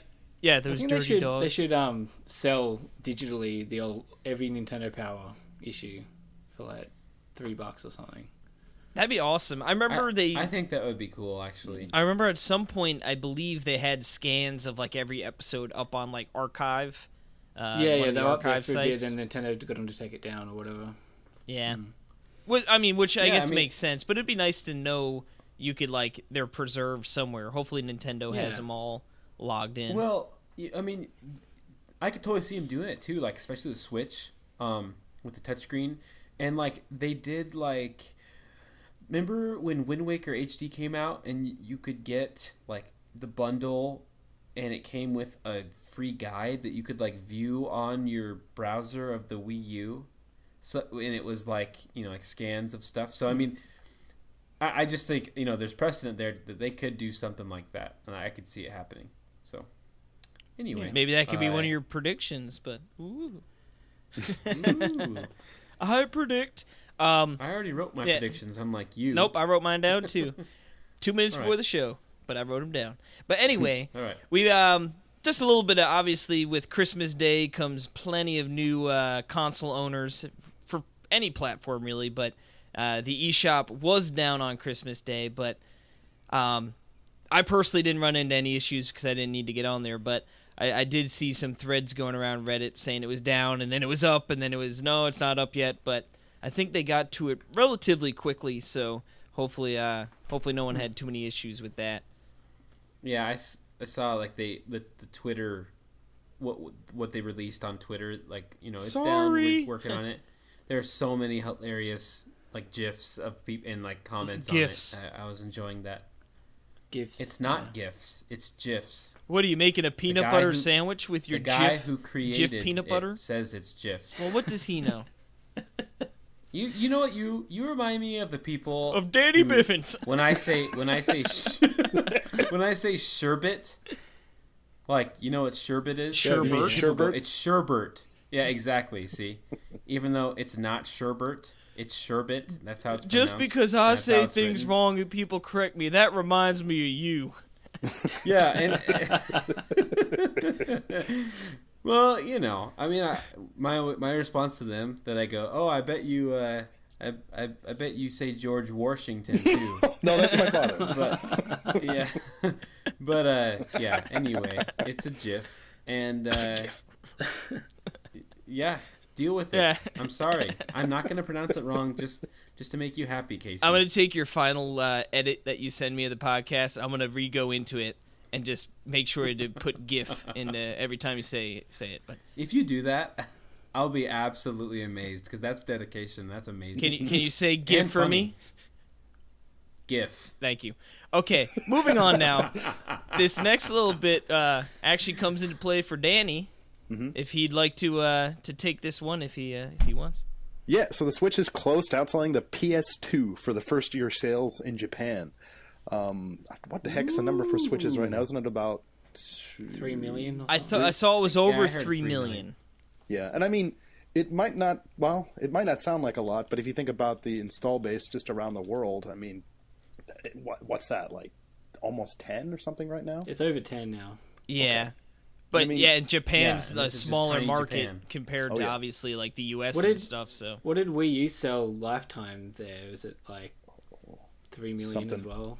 Maybe Yeah. right around that, 2 or 3. Yeah, it's pretty pathetic. Totally. That Yeah, wraps up the insane. Wii U in a nutshell. Yeah. As much as I love it, you know. Oh yeah. Yep. Yeah, but I mean, yeah, outselling PS2, crazy. to be even in the same category as PS2 is, you know, the way that thing sold like gangbusters, I think Oh, yeah. is pretty incredible. Yep. But next up we have the most recent ARMS patch, the version 5, and it's the last content update, which is really surprising to me.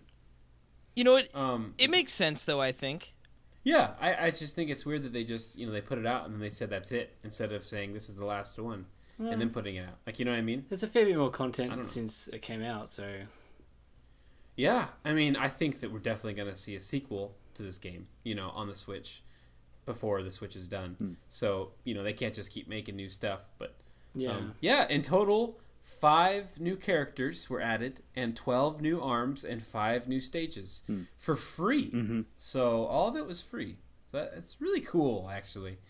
I have yet to play any of it. me Yeah, neither. I think I downloaded and I played the first patch or two, but yeah, since then I've sort of tailed off. I never even played with the clown thing.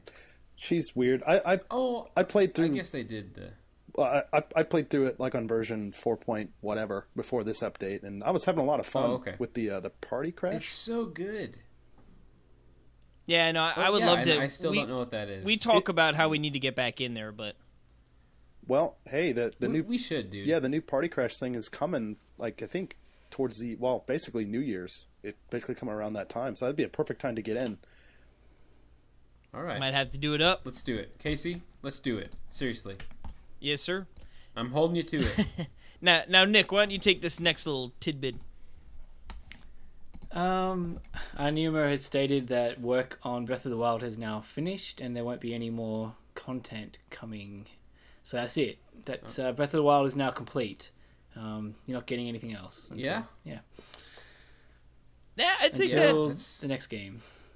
Yep. Which, yeah, we talked a little bit last week when we heard that production on a new Zelda has already commenced, obviously, probably pretty early on in the planning stages, but it sort of coincides. It makes sense that they have now shifted any bit of, content towards the new game, so it should be interesting. They've probably been like in pre-production, very early pre-production since Breath of the Wild shipped. I would imagine, like just sort of brainstorming ideas with like a few people, and while the rest of the team does the DLC stuff. So maybe more of the production is going to get started now. That's pretty exciting news. I mean, I would love to see a relatively quick turnaround and see another Zelda. Yeah. Yeah, I mean, if you think about how quickly they put out Xenoblade Chronicles 2 on the Switch, I mean, whereas with Xenoblade Chronicles, between that and the first Xenoblade, I mean, there was a long time in between that. But I think now, because they have that engine down that they can use on probably multiple games, I mean, with something like Zelda, it's just coming up. Well, okay, I'm saying this as if it's simple, but coming up with ideas and then maybe making new maps and characters. Okay, so that takes time, but if you have the this engine in place to do this, it's going to be a lot easier and cut down on how long it might be before we see it. Yep, you already have the rules set in place, and yeah, I can only imagine starting scratch on a new engine how much like you said, how much work actually goes into just perfecting that before you even really get production on the actual game going, you know? I have to wonder what they'll do on the next Zelda game, though. Like, I kind of feel they can't just do Breath of the Wild, but slightly better.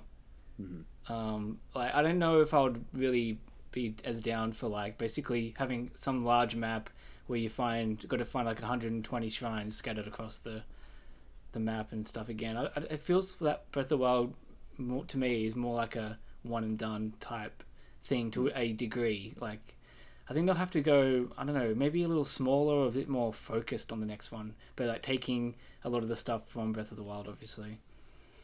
Yeah, I would love to see a much tighter experience as far as the world goes. And yeah, instead of just getting all those shrines, like you said, instead of like, oh, well, we made 80 new shrines and they're a little tighter area, like I would love to see the dedicated Zelda dungeon back, you know what I mean? And like, okay, here we go, get in there. Like, sure, there is still plenty to do in the world. Maybe you can keep the shrine ideas as little, like, you know, carrots between the bigger dungeons. But yeah, I would love to see a return to form in that sense, because while the Divine Beast, I thought like they were clever and I thought they were cool, yeah, they didn't quite satisfy that appetite like a normal Zelda dungeon generally does for me.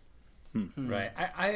I really love, I mean, I love the open nature, of course, but I love the dungeons that are centered around the weapon that you find. You know what I mean? Like, I've always loved that. And you get through half of it, and then all of a sudden you get the bow, and all of a sudden, now it all makes sense, opens up. Yeah, and I feel like there is room for that kind of structure. Maybe, I guess it's kind of hard with everything breaks, so you know, like introducing something like that. They could, like, you know how Breath of the Wild starts off with, you know, you've got your set skills, like your bombs and stuff that are always there. Like, maybe you could find more of those sort of, like, things throughout the world, so then you can sort of have that upgradable progression, as well as still have, like, the different weapons that break on you and stuff. Yeah. It is definitely going to be interesting, because obviously 2018 we're not going to see anything on that, but I wonder if you get into 2019 and they'd be willing to show it off, or I wonder also, I was going to say, with how much we saw of Breath of the Wild, and granted, I guess it wasn't so much at how much as far as how early we saw Breath of the Wild, you know, if they tried to not do that necessarily again. I think it'd be good for them to, try and get another Zelda game out within, like, say 2 years from now, because then sort of it'll be out before the Switch is sort of winding down and sort of dying and stuff. So yeah, it'll hopefully that'll be the prime. Yeah, it should be good stuff, but technically it's not all the Breath of the Wild content. Yeah, we got one last little tidbit. What do we got, Perry? Breath of the Wild animated stickers now available for iMessage. I'm going to be completely honest. I don't know what that is. I can't believe they put Breath of the Wild on iPhone. Yeah. Yeah. Not my Nintendo. I don't know what animated stickers are. They're stickers that animate in your SMSs and stuff. Thank you, Yes. Nick. I am going to be completely honest. I totally bought these. Well, what they're like? What is it? $2.99 or something? I think It's like $2 or $3. So I was like, what the heck? You should text me, Danny. Yeah. I want to see them. Okay. Yeah, because I did. You don't have to do it now. I got the Mario ones. I don't think they were animated, but like when the first, and you could just in your messages you could just stick like random Mario stickers. So I guess now you could do random Zelda ones with animation. Yeah, I don't even like there's so many things that I can't see on my phone because I haven't updated it forever, including the one that Danny just sent me. Well, you can't see those? No, it works. No, it does work. Okay.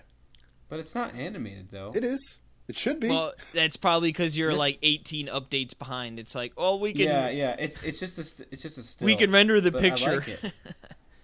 I like it. Yeah, that's cool. Thank you, Danny. Yes.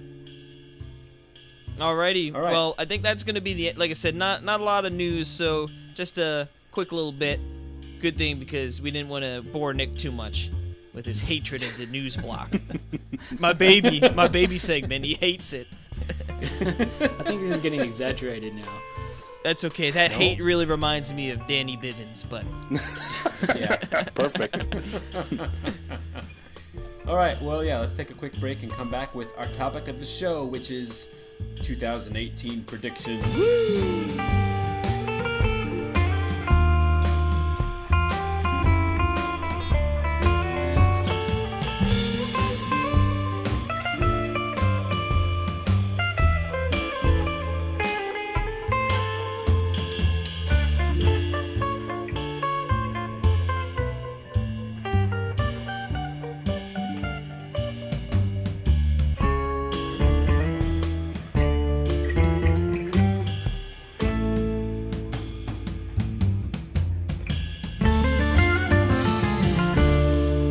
Alrighty, we are back, and it is time for our 2018 predictions. But I believe before we get into what we think is in store for us next year, we actually have a quick look back, and we mean quick because we don't want to eat up too much Very time quick. here BSing about the past. But Perry's Right. going to run us our rundowns of our 2017 predictions, just so we can see how wrong we are. Yep. Starting with Casey. So we divided it into three themes. We had realistic predictions, hopes, like hopeful predictions, and then dreams, like things that we thought would The Hail happen that would be Marys, if amazing you will. if it did. The Hail Marys. Yep. So the starting with the realistic Switch release date. Casey said March 19th, 2017, That's pretty which close. Wrong. it's pretty close. It was early though. It was like March The 3rd or 3rd. something, wasn't it? Yep. Nobody thought it was going to be that early. Yep. He Well, I'm said sure there retail were. price $250, like a Jimmy. Wrong. He said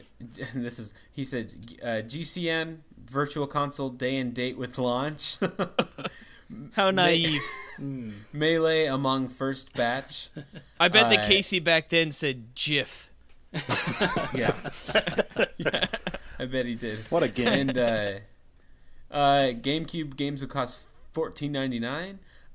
There would be a Virtual Console trickle feed with an upgrade fee. Mother 3 would be shown, released in July. Man, I'm doing poor. Here we go, though. Mario Switch shown off, launch title. Nope. Well, I So, mean, it was nope, shown but- off, but Yep. Skyrim launch title, Zelda June 9th.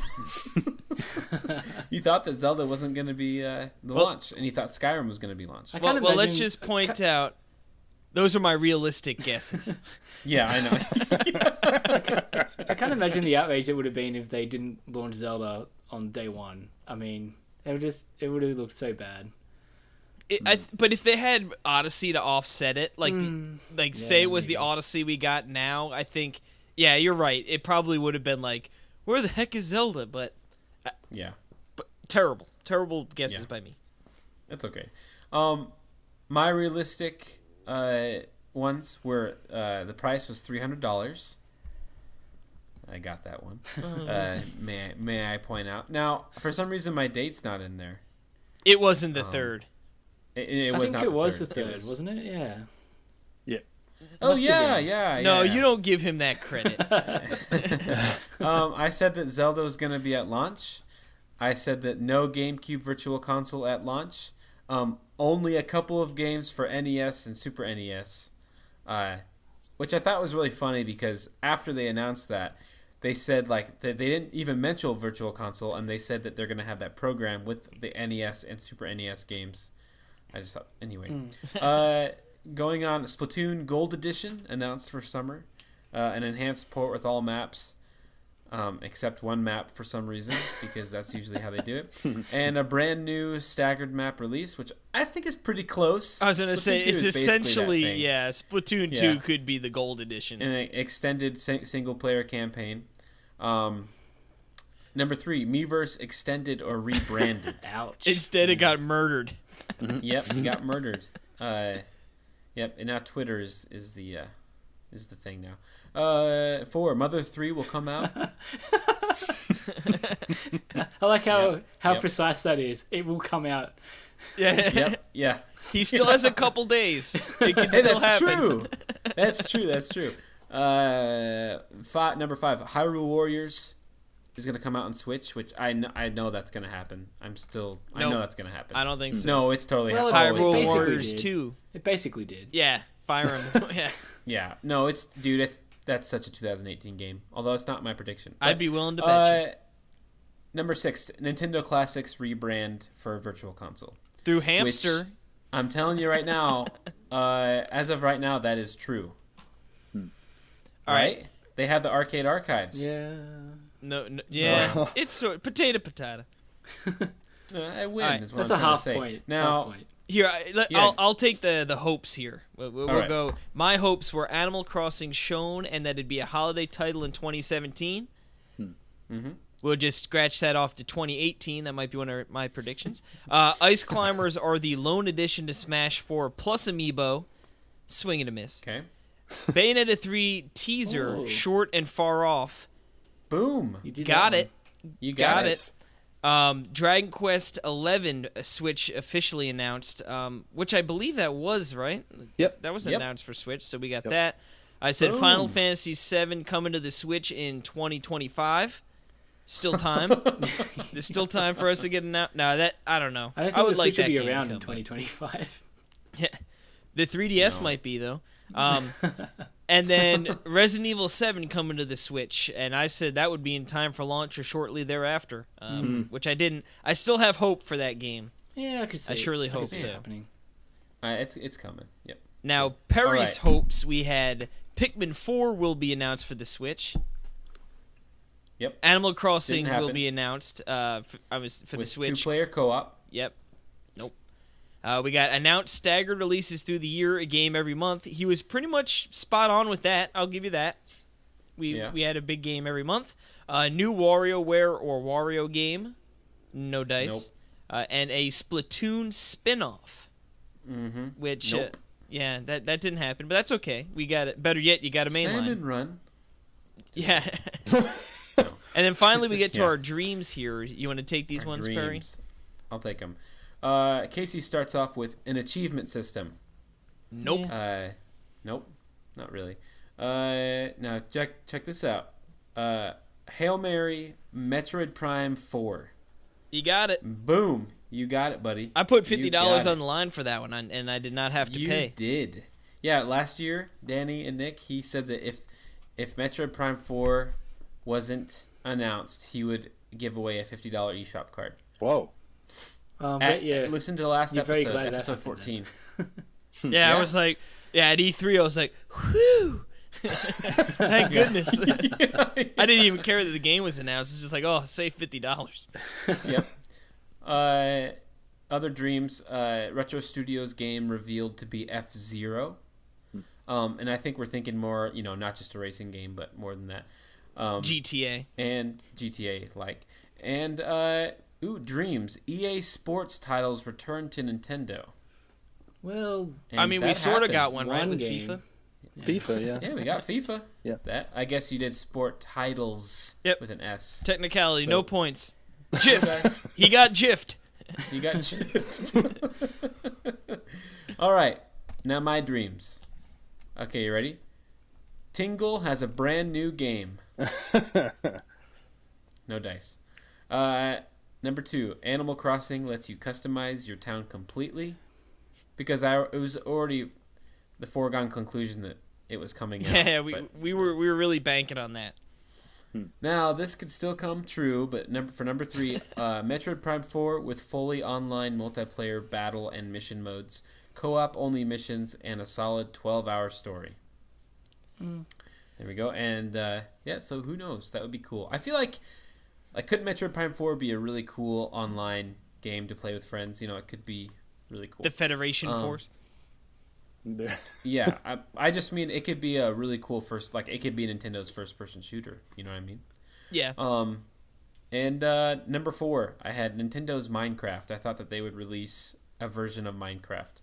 And That's not actually Minecraft. Technically, they are publishing Dragon Quest Builders. So no. we're gonna give that. He got jiffed. and Nick, no. The And the then, voice of reason. Yeah, yeah. My last dream was that playable Wario and or Waluigi in Super Mario, in like any sort of Super Mario game. So we didn't do I well was year denied one. that. But wait, Didn't do well. is Wario or Waluigi available in Super Mario Run? I don't No. think so. Okay, just like Yoshi and Peach. But you can get the Yeah, Wario and Waluigi hats in Odyssey, right? you And can, little suits. but that doesn't count as playable Wario. Anyway, a man can dream, but that's okay. Those were the dreams, and now we're moving on to we each of us have 5 predictions. It's just a little simpler this year. We don't have like a billion predictions. And let's just go. I mean, do you guys have an order that you have that you want to go in? Maybe like the crazy ones for last, or does anyone we're only have, going to have 5, right? just 5? Yeah. Okay. Cool.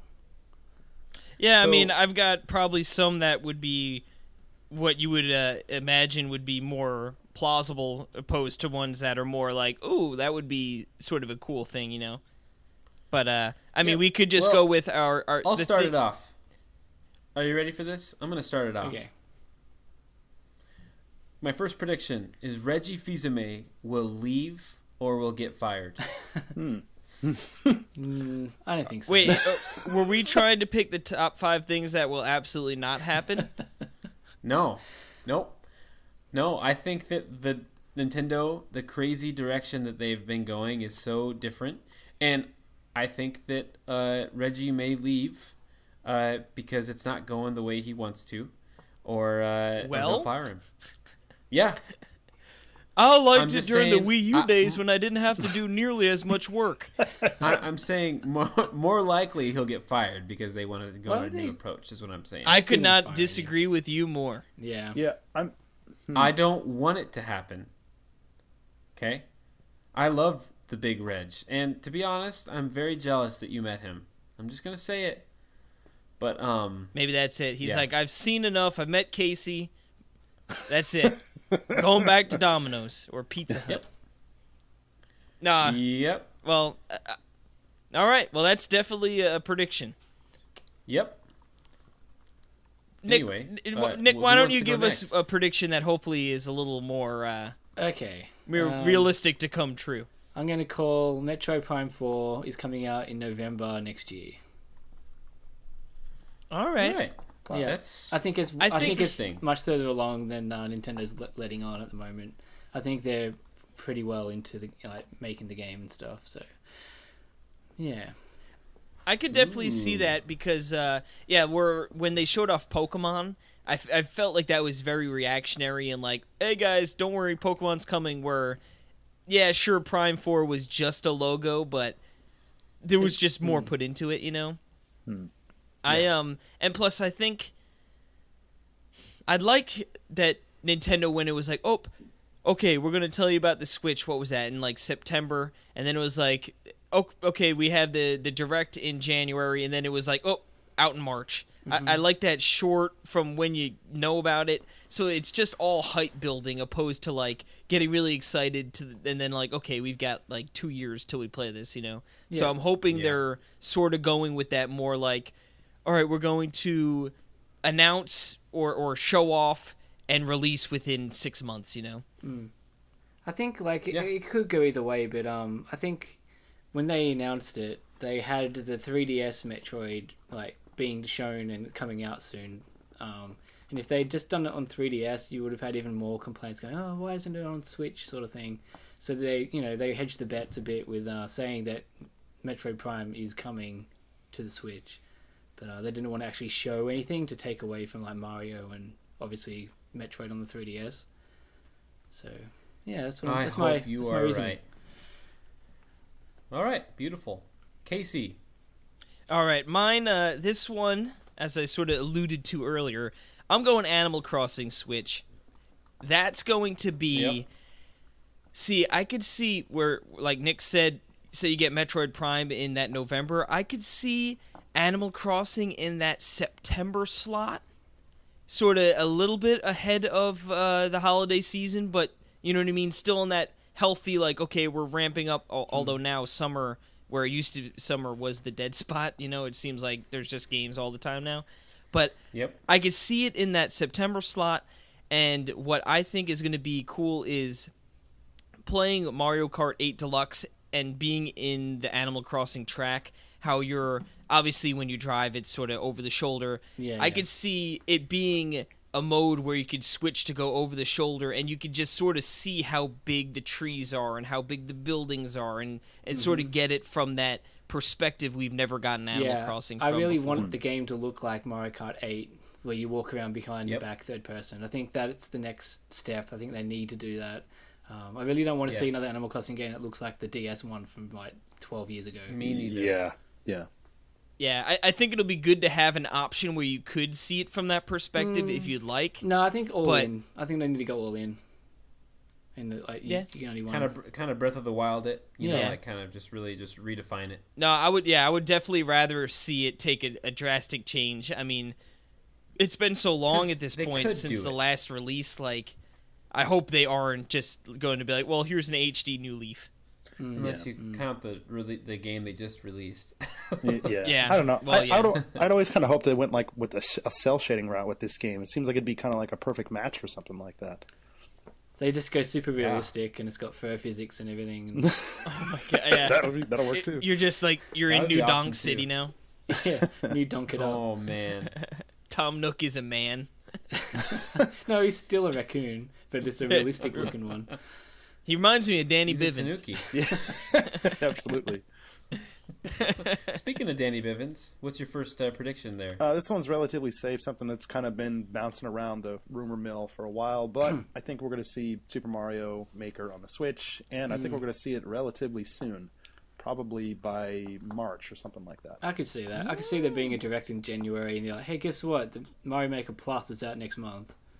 Right. Right, yeah. That would be freaking sweet. Yeah, Oh, baby. Didn't Mario Maker take a hit when the Miiverse went down too with sharing and stuff? Yeah. Yep. You can't So comment. yeah, that could that's be a big part of it. Yeah, it's gone. So it's crazy. I don't think you can even download like new levels. No, you can. You can. There's something crazy though about it. And what about that weird Super Mario Maker on 3DS? You know, man, that was so weird. Yeah, That seemed just bad to me. Man. That one. Yeah. I liked it, but it could have been so much better. Let's Anyway. take out the greatest feature. Sharing online. Just put it on the 3DS. It's so weird. All right. My second prediction is Nintendo There's sells gonna its be- company. you don't like my Reggie's leaving? No, I hate it. prediction? The Wii U Mini. Reg Well, Kit- I don't want it to happen. I'm just trying to make some outlandish predictions so that when they happen, I'll sound really like I know what I'm talking about. And I can always delete them off this document and switch this podcast, and no one ever has to hear about it. But my second prediction is there's going to be a top-down Zelda announced this next year, 2018. I think they're going to continue on with the going back and forth between handheld experiences and. You know what I mean, like shorter. I don't think that top-down Zelda is gone. You know. No. So I hope that's what's going on because I sure do love me some top-down Zelda. Link Between Worlds is amazing. Triforce Heroes is seriously absolutely incredible. You know. When in the right situation. Yeah. Yep. If you have two friends to play with, it's very, very fun. So. Yeah, that's it. I know it's a very simple and kind of a safe type thing, but anyway, Nick. Okay, next one on my list is Retro Studios game will be out next year as well. All right. Yeah, just sometime next year. Do you think that's going to be like unveil at E3? Maybe we see it in that fall. I think time, they could or... announce it in the February direct. And then we get more information and gameplay at E3, and then it comes out after E3 to the end of the year sometime. It's got to be. Do you think it's going to be a new IP? Retro game announced in January. Oh. Yeah, I think it's a new IP. I think it's a brand new IP in something that Nintendo doesn't traditionally, something more Western focused and feeling. I think It could be like it could be like something with tingle. Could be like a shooter. I don't know, but it could be. Who knows what it is? I mean, it could just be another Donkey Kong game, but. You know what? That would be fun one with of those things where I would be happy because those Donkey Kong games are great, but it would be such a letdown. Like, it would be even worse than Tropical Freeze's announcement because like it's been what 4 years since Retro's last game or something, right? 3 or 4 years. Mm-hmm. it's been a long time. Yeah, it really. It's 2013. Yeah. Was and then they helped out on Mario Kart. It would be 7. cool to see like a first-person shooter, like you said, like a real. I don't want to say necessarily gritty, but just like a good Something- story, action-packed shooter. Something in the vein of like Halo and all that sort of stuff. To feel that sort Get of some market. online play. But yeah, it could be something completely. I mean, I can't even really guess what the game could be. Really, it's like it could be anything. Yeah, it could. It's so tough. Yeah,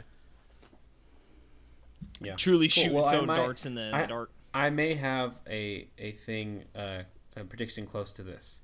So let's move on. Casey, what's your second prediction? 2018 will be the return of Mario Golf, and it's going to be more like World Tour. It's not going to be the game we all pine for with the RPG elements, sort of like our advanced games. But I think it's going to just be a really refined, really great looking Mario Golf game. It'll have probably some good online play with tournaments and stuff going on, and I think that could be a game you see in that early direct and is out in like April. You know what I mean? Like just one of those like, oh wow, we learn about it, boom, it's out.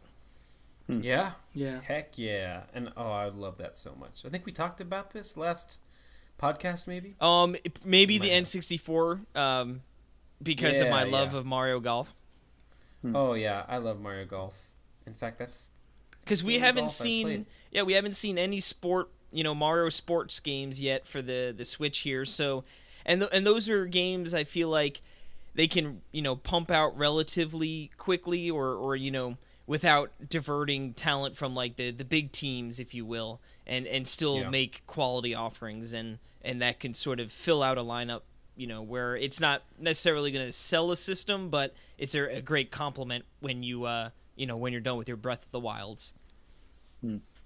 Sounds good to me. All right, Danny. Well, your second. Well, kind of in the same vein as kind of the return of something. This is even a little bit. The last game in this series has been gone for a very long time, but I think this year we will get a return of 1080. Ricky Winterborn. Go. Heck yeah, man! Oh, I guarantee you, so it's sweet. coming. It's coming in October 2018. Boom. Well, that could be man, interesting because Drop the mic. what was that snowboarding game that Ubisoft put out? Steep. Oh, And that was Steep, meant to yep. be coming to the Switch, but it just sort of fell off a cliff, and haven't heard anything about it. I think Nintendo said, "Hey, how about you just like convert this game, make a 1080 game out of it instead." That'd be pretty interesting if they sort of took some of the framework from that game and sort of pushed it Made a into new the game out of it. 1080. I think that would be so freaking cool. I think, with Mario plus Rabbids, them working together closely on stuff. what a weirder, like, it's like, does it get any weirder than Mario plus Rabbids? 1080 plus Rabbids. Steep 80. And you got like 5 rabbits on the board. No. Anyway. I tell you what, Yes, though, Danny, I really like that prediction. that Steep game, I hope it just didn't disappear. I mean, I know it didn't blow the world up or set the world on fire when it came out for the other systems. I was but interested in it, though. Yeah, It Well, looked really cool. The And problem- like I said, I like the snowboarding games are generally pretty fun. The problem with it though, wasn't it Heck yeah. always online? So I don't know. it Maybe doesn't maybe quite that work was with the Switch. Oh, I didn't know that. Yeah. Yeah. Well, that's stupid. Well, Okay. yeah. Well, it's time for the third round of predictions, and my third prediction is Retro's game will still not release. Ooh, contradicting Nick's. Yeah. Yep. I maybe announced, but I just don't think it will release it next year. just because the way that they did Tropical Freeze. I don't know if you guys remember, but they announced it at E3, and then it was supposed to come out in November, and it ended up coming out in February. Yep, I remember picking that up in February. But DKC Returns came out in what, 2011? 2010. End of 2010. I remember and then that. Tropical Freeze came out in 2013. So it was like only a few years. They've been about 4 years between the games now. So yeah, but why did it take them so freaking long in between two very similar games? They were working on making. I remember them talking about getting the fur right on Donkey Kong. Well, it's very important. Yeah. You can't have Donkey No, I looking know. like a bum. I just can't imagine them announcing a new game. Retro's closing. Yeah. The dream is Retro dead. was sold to Microsoft, and now they're making new Avatar games Yes. for the Kinect.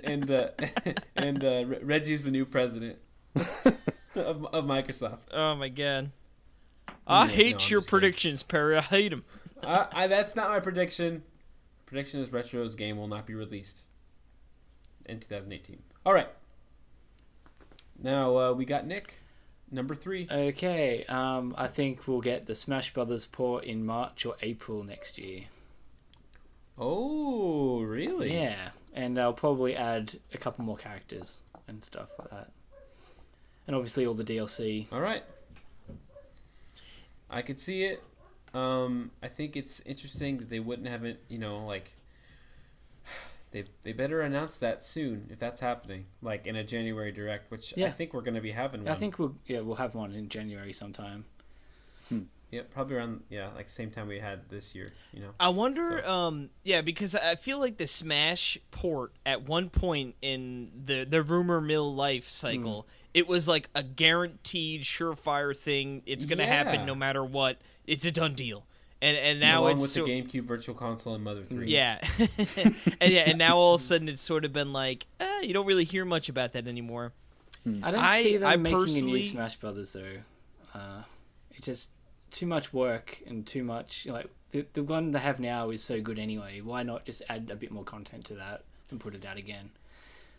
True. Yeah, it makes sense, especially since Do all like the a Smash title you want to have on the console relatively early, Yeah. because people are going to be playing that, and especially now that they're getting into Evo and these bigger tournaments and sponsoring it, they're going to want to be able to push like, hey, get this for your Switch, I wonder what I think would be really cool is if they show it like at the January presentation and it's like, hey, it comes out in a month, comes out in February. Yeah. That'd be. I'd buy it again. That would be so. Oh, especially if it had the Street Smash or whatever that was called. No, not Street Smash. That was the Smash Run? Street Pass mode. Oh, Smash Run. I loved the Street Pass mode in that game, man.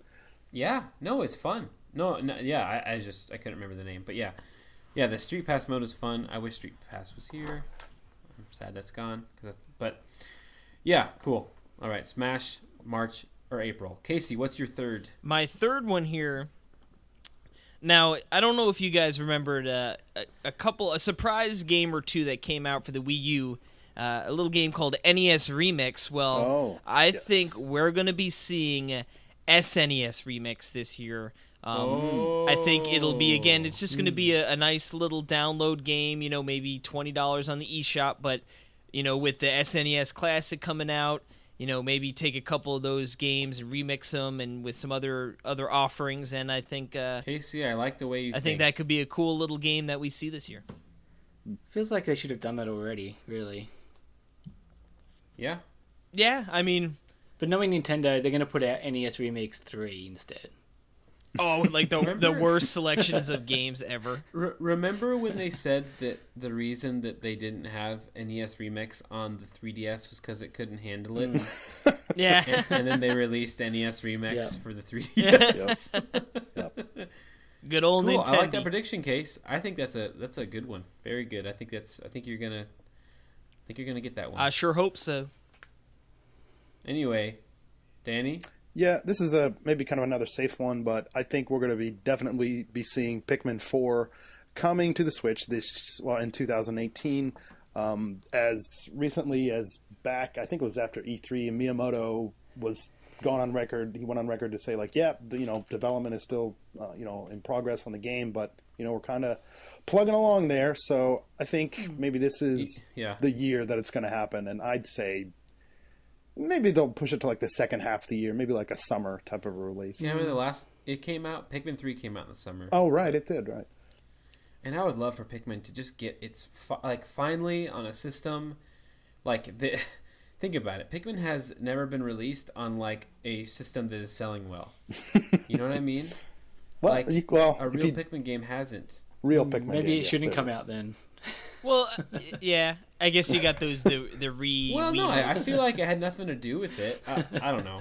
I just feel like it'd be really cool if that game exploded and something became something really cool. Yeah, so. I don't know. I think just the kind of the game Pikmin is, it's never gonna be big. It's never gonna go that great. Well, I love it. Well, that's all that matters. I tell you, man, I had dreams of Pikmin when I first saw Pikmin, man, and my mom convinced me that I was not getting a GameCube for Christmas at all. I had dreams I was playing Pikmin on my Game Boy Advance. I was like, please. It's like I just want to play Pikmin so bad. Little Casey. And then he got poor Pikmin. Deluded young man. Yep. All right. Well, round 4. My fourth prediction is there are going to be new styles of Joy-Cons will be released. Mm-hmm. Are you talking about like the colors. D-pad or? D-pad, or honestly, I could see them releasing like bigger Joy-Cons. What? Ones that just are more comfortable. How for would that people work? that only though? play handheld. How would it work? What do you mean? If they can't make bigger Joy-Cons, it won't fit on the side of the system anymore. It could Unless if they're they only wider. have the little notch things. Maybe have like the Joy-Cons a little bit bigger, but it could still slide on, I guess. Yeah. Yeah. It'd be the same slide-on function. They'd just be bigger. It'd look kind of on the weird, sides. probably, but It wouldn't be. It wouldn't be it would flush look with the weird. screen anymore. It'd be weird. Well, it could be jutting out. It could be like further back. Yeah. It could be like thicker or coming out a little more. They released, need I remind you, the Circle Pad Pro. Good point. That thing was. So- They've Yeah. done crazier Terrible. things. and not even Yeah. once. They did that twice. yeah. yes, yep. And then they released the new 3DS, and that's even like funnier looking with like a tiny little nub. Anyway, but yeah, I think it'd be, or D-pad. I think the D-pad Joy-Con is, needs to come. So, right? I guess you guys don't. I guess Casey doesn't. I like the buttons better. I do. Give me those tiny little buttons, man, over that poop D-pad from the Pro controller. Well, that's what I'm thinking. Is I think if they did a D-pad on the Joy-Con, it'd be smaller, and I think it'd be a lot better than the Pro controller. Well, yeah, I mean, we've already heard rumors of the newer Pro controllers having a better D-pad anyway. Yep. So. Yeah. Yep. What do you think they'll call All right, Nick. call those? What would the name be?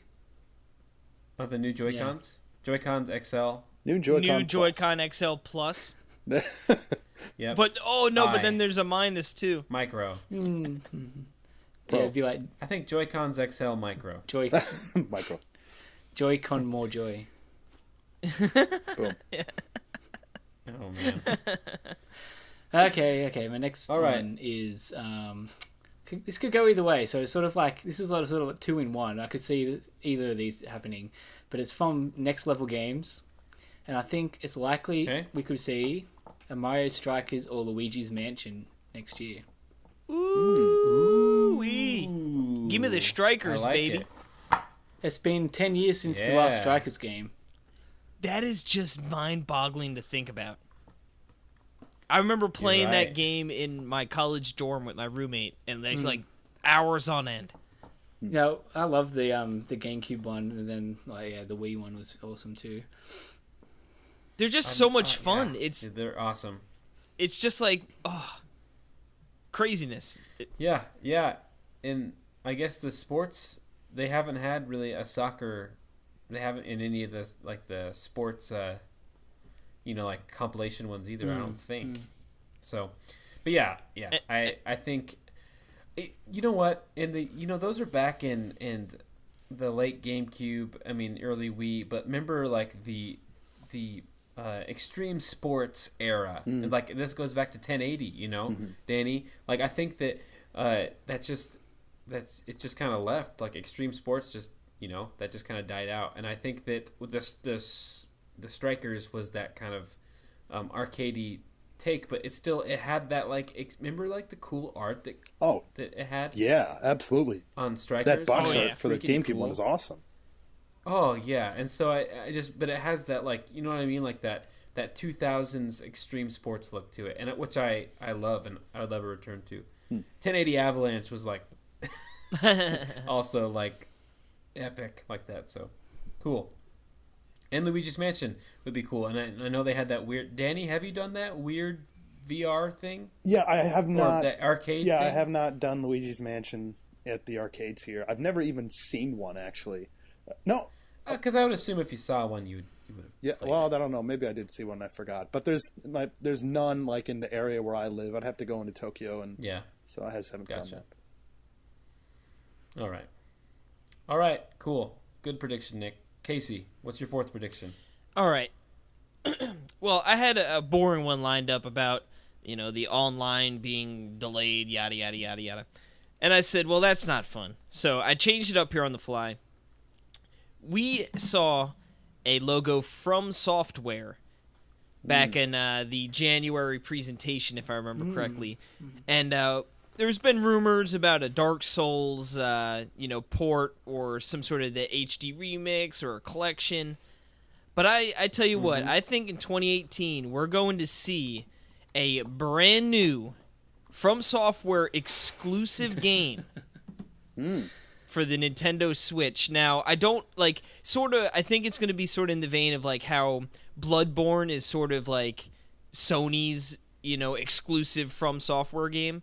I think they're going to just take it, and maybe it's a world we haven't seen yet before, or like a time period how Bloodborne was different than obviously like Dark Souls and stuff.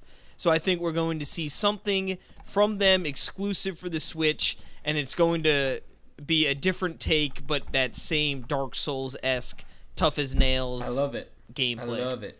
I don't know. So you could say something exclusive from. Lost Kingdoms 3. Right. There you go. Nice. Good work. All right, Danny. I think early on in the year in 2018, Nintendo's going to be releasing some DLC for Super Mario Odyssey. I think the timing would be pretty good. I mean, the game came out in late October. I think a lot of people at this point have gotten a lot out of the game and maybe are kind of like itching for more. So at this next Nintendo Direct that's probably happening, in early January, I think they're going to drop that and maybe announce some kind of like a DLC, like a roadmap for the game, which maybe it'll just, I'd imagine it'd probably be pretty similar to Zelda. Maybe not in terms of like, here's a t-shirt, have fun, with the first one, but Delfino. Okay, here's how they'll do it. The first DLC pack will be 20 more moons added to each of the levels, and then the second DLC pack will be Sunshine. Sold. Yeah, where do I sign for that? Heck yeah, seriously, seriously, that'd be amazing. Or you can get you can use the flood in every level. Oh boy! What? Yeah. This is getting dreamy. I like these predictions. Okay, but yeah, Odyssey DLC. I think that's a good guess, Danny. Quite safe. Yes. But, hey, no, you know what? The ones that go safe usually win the predictions. So. Yep. All right. Well, we're at our last round of predictions here, and my fifth one is, and this is. Are you ready for it? It's 3. There are going to be 3 first-party Wii U ports. No more and no less. Now, does that count games we already know? For instance, Bayonetta 1 and 2? No. He's already almost out of slots there, just in that one game. No, I meant like announced. But Okay. yeah. Nope.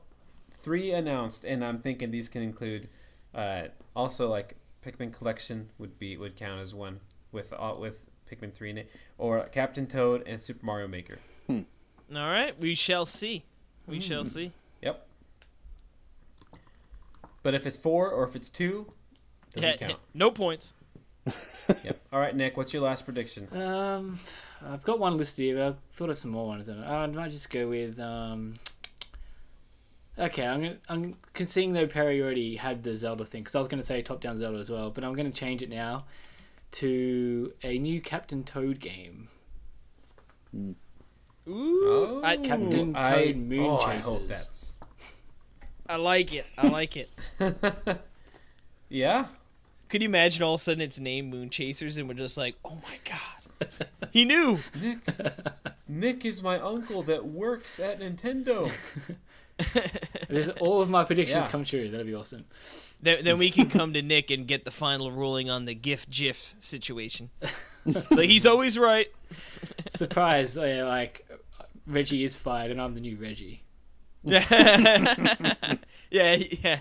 Nick's like, man, I can't believe he already knew about Reggie getting fired.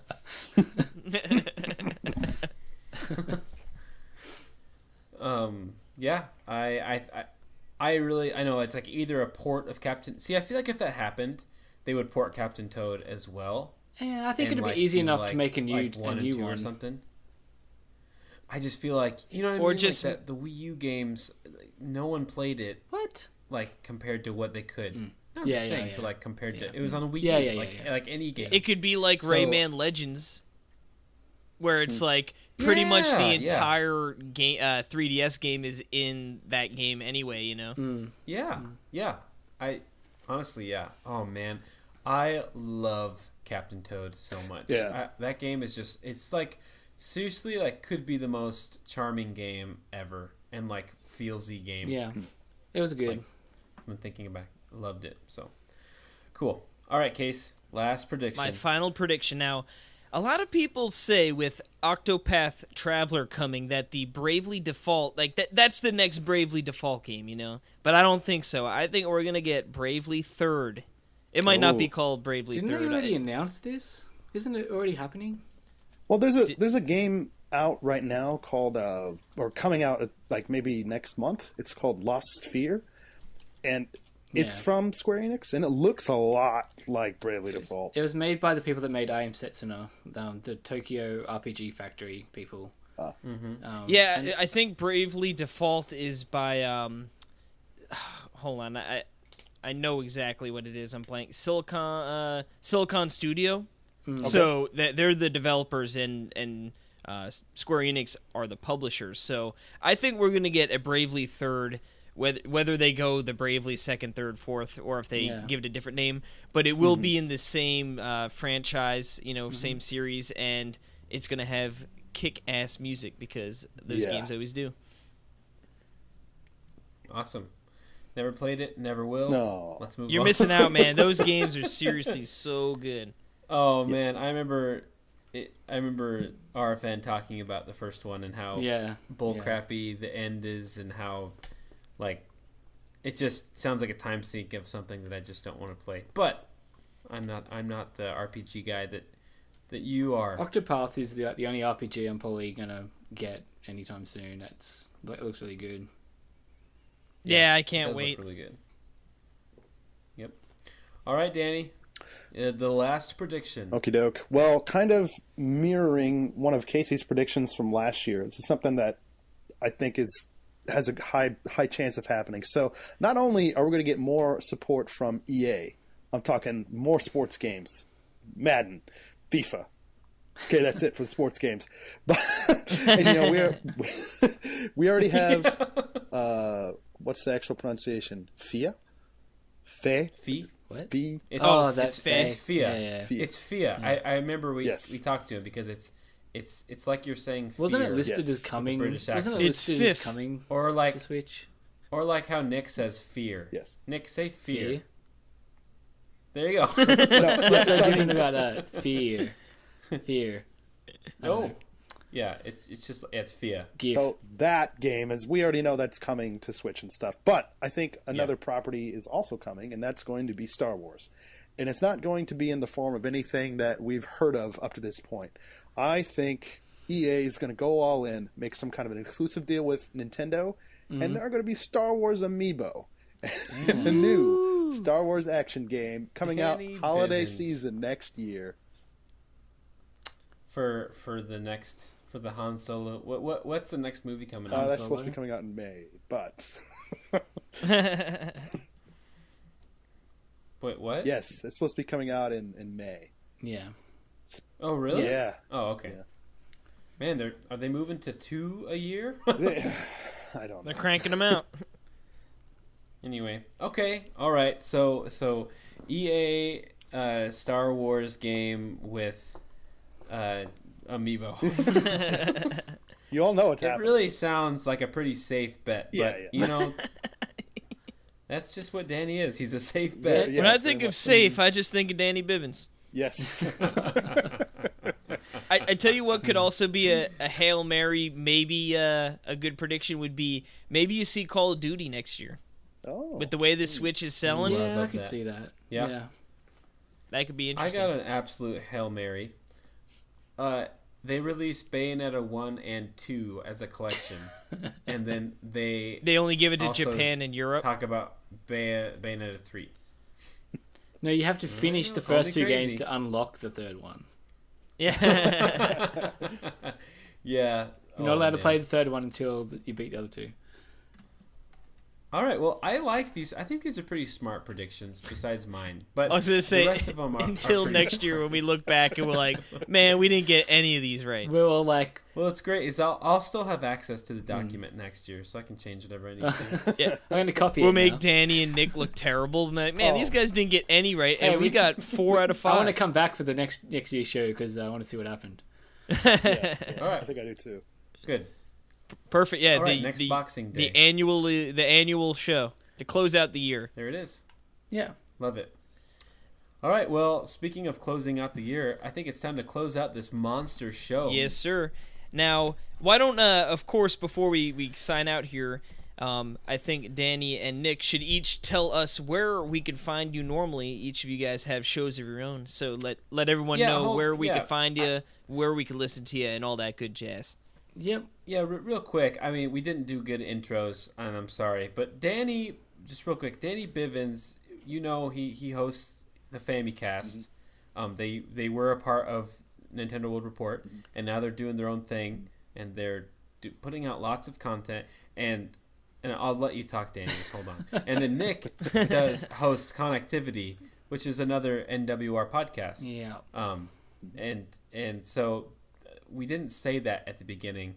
It probably should have been said. But anyway, Danny or Nick, why don't you tell us, all about it? Connectivity is a podcast on NWR. If you don't listen to it, maybe give it a try. Send us some emails. We don't really get that many, so we have never been able to do like a good lengthy listener mail type show. But we've recorded the show a couple of days ago. I'm in the middle of editing it now, so it should be out around the same time as this one, I imagine. Who knows what's going to happen there? But yeah, I don't know. That's basically it, really. And you can talk to us on Twitter, which is at connectivity NWR. That's it, really. All right, Fantastic. And Danny? Yeah, so like Paige said, I'm help put together what now is a machine known as the Famicast. We started off on NWR with a podcast, and now we have our own websites. We have a Patreon, and we have exclusive podcasts available to our Patreons, or our patrons rather, for a very, very low price. So if you're interested in that, well, first check out the regular show, and then you can see if you can dive in. Just to make sure you like it. Exactly. Yeah, then you can give us. Show is, Yeah. Exactly. yeah, and it's a fantastic show. thank you. It's really funny, and it's full of a bunch of funny people that live in Japan Yes, we all live there. I don't know if that I'm... aren't Japanese. Yeah, they're not Japanese. And we're all learning hiragana to talk to our wives or girlfriends or friends. I always feel like the setup of what the Famicast is sounds like the start of a joke, you know? like an Irish guy, a British guy, and 2 American guys sit down for a podcast. In Japan. And then... yeah, in Japan. Yeah, exactly. So, anyway, yeah. Fantastic. Yeah, so that's Connectivity. That's the Famicast. And we are Talk Nintendo Podcast. Yeah, 3 podcasts represented in the same place. Mind blown. I know. On 3 different continents. It's true. Whoa. Boom, boom. Double boom. Holy crap. That's crazy. And some loser from Iowa, but...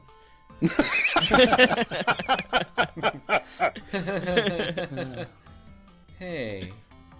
You know, sometimes you say things and you think they're funny, but really they're hurtful. And that's why I say them. Because I know exactly why. All right, well, let's wrap the episode up, and let's quit making fun of me. Bobby, they're not laughing with you. They're laughing at me. Yep. And we will see you next week in the new year. See you all next year. Thanks for joining us, guys. We really appreciate it. You guys will be. Yes, thank you. You guys will be back in the GIF, I imagine. Oh, God. Oh. It's Giphy, dang it. It's GIF. Nope. It's Coke and it's Jif. You ever seen Giphy Cat? It's GIF.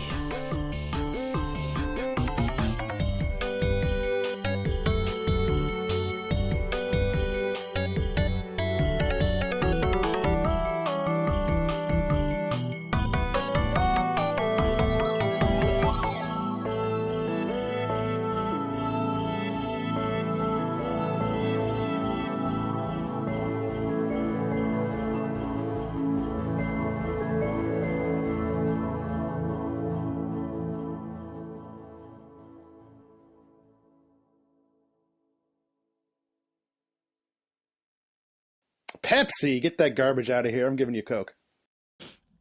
It's strange that a game reminds you of someone no matter what. I've been a few robots in my life. I have been a few robots. Yes, it's me. I liked it during the Wii U days when I didn't have to do nearly as much work. I think she said yes, but she picked up a controller and we played for a while. And You guys will be back in the GIF, I imagine. GIF.